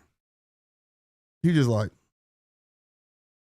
looking down at him, like, what are you doing? Like, he had this face, like, what are you doing? You know what I mean? Every time Earl swung and hit Tim, that sound effect played in my head. That little kid when he hitting something going, and it wasn't nothing on them punches. There was just, and somewhere along the line, I felt like Tim was like, you know what? I'm not gonna do this dude dirty, bro. I'm gonna give him good enough to make it entertaining. But other than that, I'm not gonna hurt him. I'm not gonna knock him out. You know what I'm saying? Like, and I take great solace in that, bro. Like, that type of grace takes a whole lot, because if he would have knocked Earl out, the whole world will be raving about Tim Tszyu right now. The whole thing about him being out 3 years, all that. Yes, a lot of hardcores be like, well, he was out 3 years. But to the casuals, they wouldn't give a fuck. They'd be like, Tim knocked out Earl Spence, dog. He could have did that. So I salute him for that, bro. Let that man walk out on his feet. You know what I'm saying? We all saw it. That shit was sad, bro. You know what I mean? That was the first time where I was like, damn. You know what I mean? Like, to me, that ass whooping was worse than what Bud did to him. He whooped his ass for 12 rounds, bro. 12 rounds. And for Earl to look like he couldn't do nothing. Like I said, I watched a video today also. I think it was Fight Hype. And they showed Earl walking out with Richard. Not Richard. I'm looking at that boy name on the screen right now. Walking out with his trainer. And they showed they showed Bud face. And Bud looked sad, bro. Bud was like, damn, bro. You know what I'm saying? Like, so I respect it. I respect Earl for trying. I respected him for getting the ring to see if he still got it. And time to move on, bro. You know what I mean? He said it was for him. He wanted to see. And I don't think it was a matter of him having this 1 foot in, 1 foot out. I think that he just wanted to see if his body would move the same. His body is definitely not moving the same. The only thing that proved to me in that fight was all the speculation about when he fought Bud, how his eyes look, his face look. He looked like that in that fight. I kept pointing out, look at his eyes. He looked like he's sleepy. Even Tim looked like he was sleepy. You know what I'm saying? Like, I even asked him, like, what time is it over there? You know what I'm saying? Like, what the fuck? Like, my dude face looked exact like he hit a joint right before he was going out. I swear to God. So I just think Bud beat the fight out of him, bro. Beat the fight out of him. When I mean beat the fight out of him, made him not want to do it no more. And he tried it. He got the urge, and yeah, it ain't in him no more. If it ain't in you, it ain't in you. It's just not. You know what I'm saying? You know, and that's possible. You could beat the fight out of someone. You could change somebody. That's why I tell people when they be like, oh, that's not a good win because after Bud or whoever you fight, let me say, like you beat somebody, then they go on and they next fight they lose. That don't necessarily prove shit. You could beat it out of somebody. You could ruin somebody. You could change somebody. If you fight a fighter that had never been knocked out, never, and you knock them out, when they go have another fight, guess what's going to be on their mind? Getting knocked out, and they're not going to fight the same. Look at Roy Jones. Never fought the same. The minute he got dribbled off the canvas, he got up. He was not the same.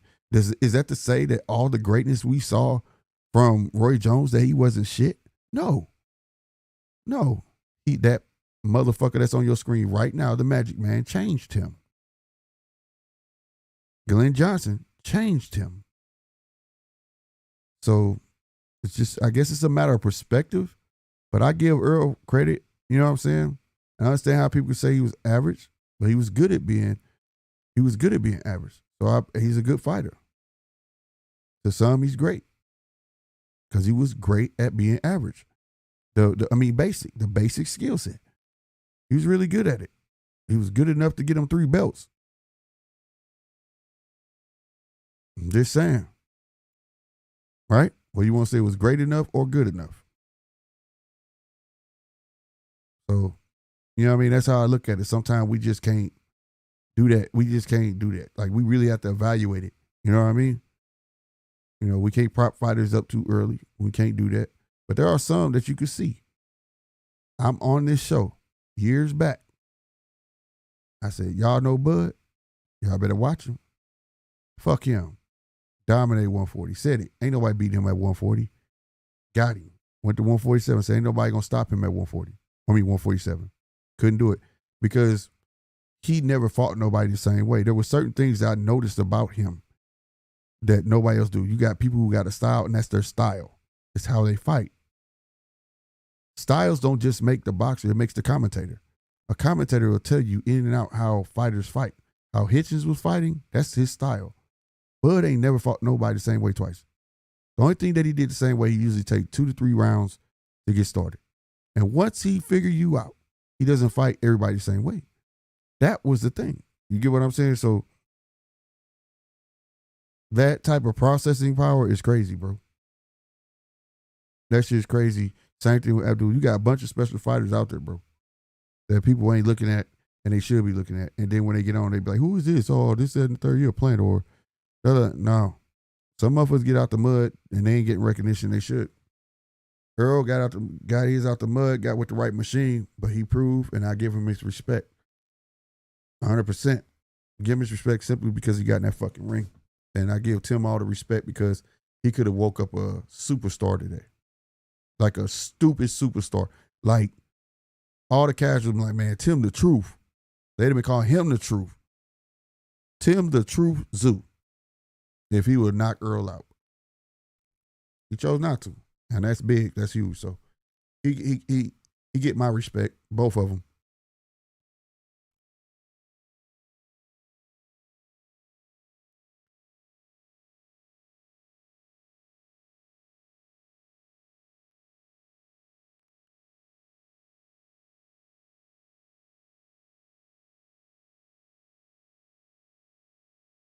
They talking to Dana right now. Trying to see what he's saying.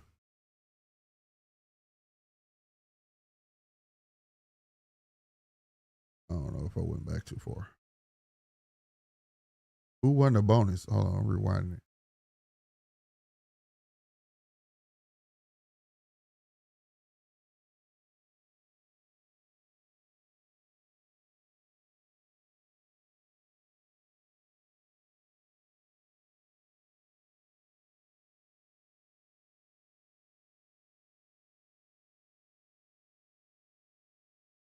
I had to rewind it. My bad.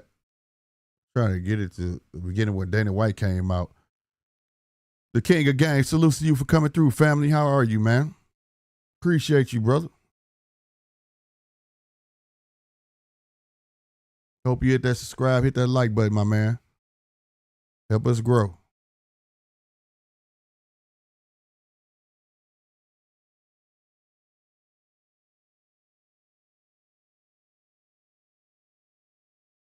So Devin Chico, and who the bonus? See, he said whatever, and somebody else yelled it out.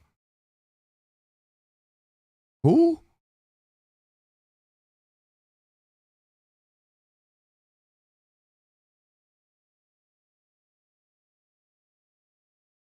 I don't know who won the money tonight. Sarenko? Who fought Sarenko? I don't know if the Hitchens win. I don't know. Yeah, Hitchens won. What's up, Punch? Yeah, Hitchens won.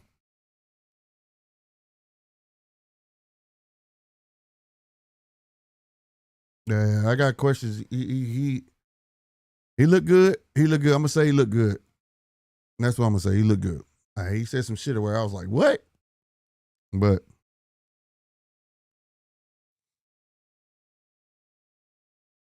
so I guess somebody from the prelims won the bonus. I gotta go back and watch the prelims.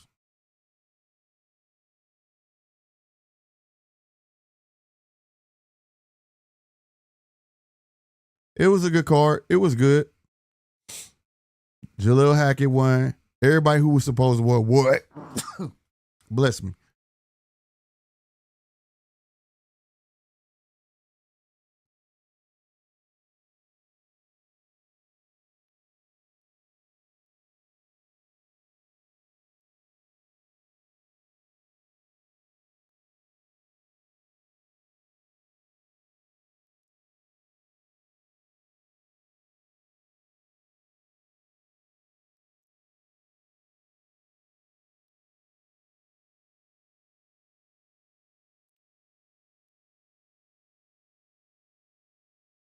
I can't listen to Danny. I'm sorry, y'all. I'll let y'all look that shit. I can't. Now he talking about 2 years from now. First he said, remember next year, measure me by what we do next year. Now he talking about imagine 2 years from now. Blase, blase. It should be the fighters up there talking. No one to hear from you. You know what I'm saying? Like you ain't nobody daddy. Like I don't like that shit. They grown men, let them open their own mouth, let them talk for themselves. That shit turns me off. That's part of the game. That shit turns me off, bro. Fuck him. Cause he dance around questions. He's like as we call a fast talker. Like he wanna asking him just simple questions, bro. And he's like, yeah, what you said. Yeah. Like, no, man, shut up. I can't stand that, bro. But you want to seem so tough and so straightforward with the bullshit, but you get asked simple ass questions. Hitchens called out a lot of people. Yeah, them would be great fights. But you know what? Just think what we would do 2 years from now. That's not what nobody asked you about 2 years from fucking now. He asked you about the people that Hitchens called the fuck out. I hate people who try to talk circles around you like you stupid. Like God didn't give me ears. You know what I'm saying? And a brain. Like, I can't listen to that. You know what I'm saying? I can't do that. That shit really pissed me off. But other than that, man, it was a good card. I'm gonna tell you the biggest thing I gotta give. Yeah, I guess we gonna give Hitchens slap of the night. Oh, wrong one. We gonna give Hitchens slap of the night, bro, because on everything I love, that shit he said about Turkey. Oh, I looked over and I saw Turkey, so I know I had to get down. That shit don't sound right to me, sir. And that shit should never come out your motherfucking mouth as a grown man. I'm being real. You can respect somebody all you want. But I saw Turkey over there. I was like, oh yeah, I need to hurry. I need to get down. That shit didn't sound right, bro. So Hitchens get slap of the night, bro. Real talk. Slap yourself, sir. That shit was not cool.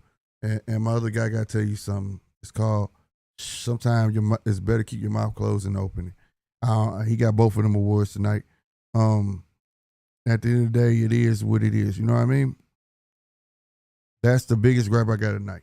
We got to learn when to speak and not to speak and say shit like that. Like, you could think that. And that ain't your daddy. That reminds me when I used to play basketball in high school. You know, my pops, my grandma would be in the crowd. You know what I'm saying? And, you know, at the end of the day, they come, I'd be like, oh, shoot. You know, you checking for your people and you go show out for your father and or your grandma or your mama, whoever show up for you. You know what I mean? You there. Because they used to come late and shit. You know what I'm saying? So, and understandably work and things like that. So I'd be there like, damn, ain't nobody there. I'm playing. But the minute I see my pop, oh, shit. I'm dropping threes. I'm going to the hole. You feel me? I'm not doing that for no fucking Turkey. Ain't my daddy. Like, stop playing, bro. This business. What the fuck? That shit just me, though. Maybe I'm tripping. Maybe I'm going a little too far. But when I hear that come out another grown man mouth, that shit bothers me. Like, that's the shit that goes on now. It is what it is, bro. You know what I'm saying? But you snitching on your ex-homie. You know what I'm saying? Like, that shit, and everybody in the store, that shit weird to me, bro. He can say this is hate. This ain't hate. It's just me being 100%. I ain't got no ill will towards Rich. None of that shit. But at the end of the day, it's just weird to hear that come out of another grown man's mouth. You know what I'm saying? Talk SD in the house. What's going on? He said, GMT Sports. Facts. That's what I'm saying. Like, I don't like that. I don't like that. You know what I mean? My daddy wouldn't even let me talk to him like, you know what I'm saying? Like, you grown, son. What the fuck? You know what I mean? Like, it's time to move on. Nigga, you ain't no little dude. You know what I'm saying? You know what I'm saying? I'm pops now. I ain't daddy. You know what I'm saying? Like, at some point, that's how you got to look at shit. You know what I mean? But it is what it is, man. I want to thank everybody for coming out and support. I know it's Sunday, and I know it's getting late on Sunday. People got to go work in the morning, things like that, you know, including myself. You know what I mean? But, and also want to salute everybody who's been supporting my baby. You know what I'm saying? Real talk.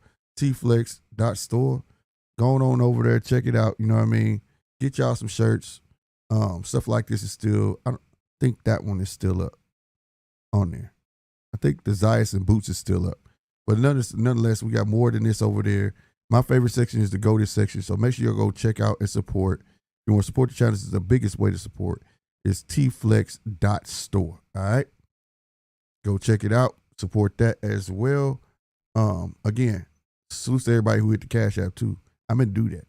Everybody who hit the Cash App, man, I got it yesterday. You know, sometimes phone don't be always on vibrate. But thank y'all. Everybody who hit the subscribe button and those are who finna hit the subscribe button. I thank you. Those who hit the like button and those who are finna hit the like button, thank you. And to all our new subscribers, salute to y'all. Everybody over on X, man, hey, thank y'all for hitting that follow button over there and always coming out and hang out, man. We was up to 100 people over there on X. Salute to y'all as well. Having said that, I am your boy, Slick 50, and we finna get up out of here. I'm gonna see y'all on the next one, man. Make sure y'all show up and show out for the Judges Table podcast as well. You feel me? We finna get up out of here, though. Y'all be easy. Deuces.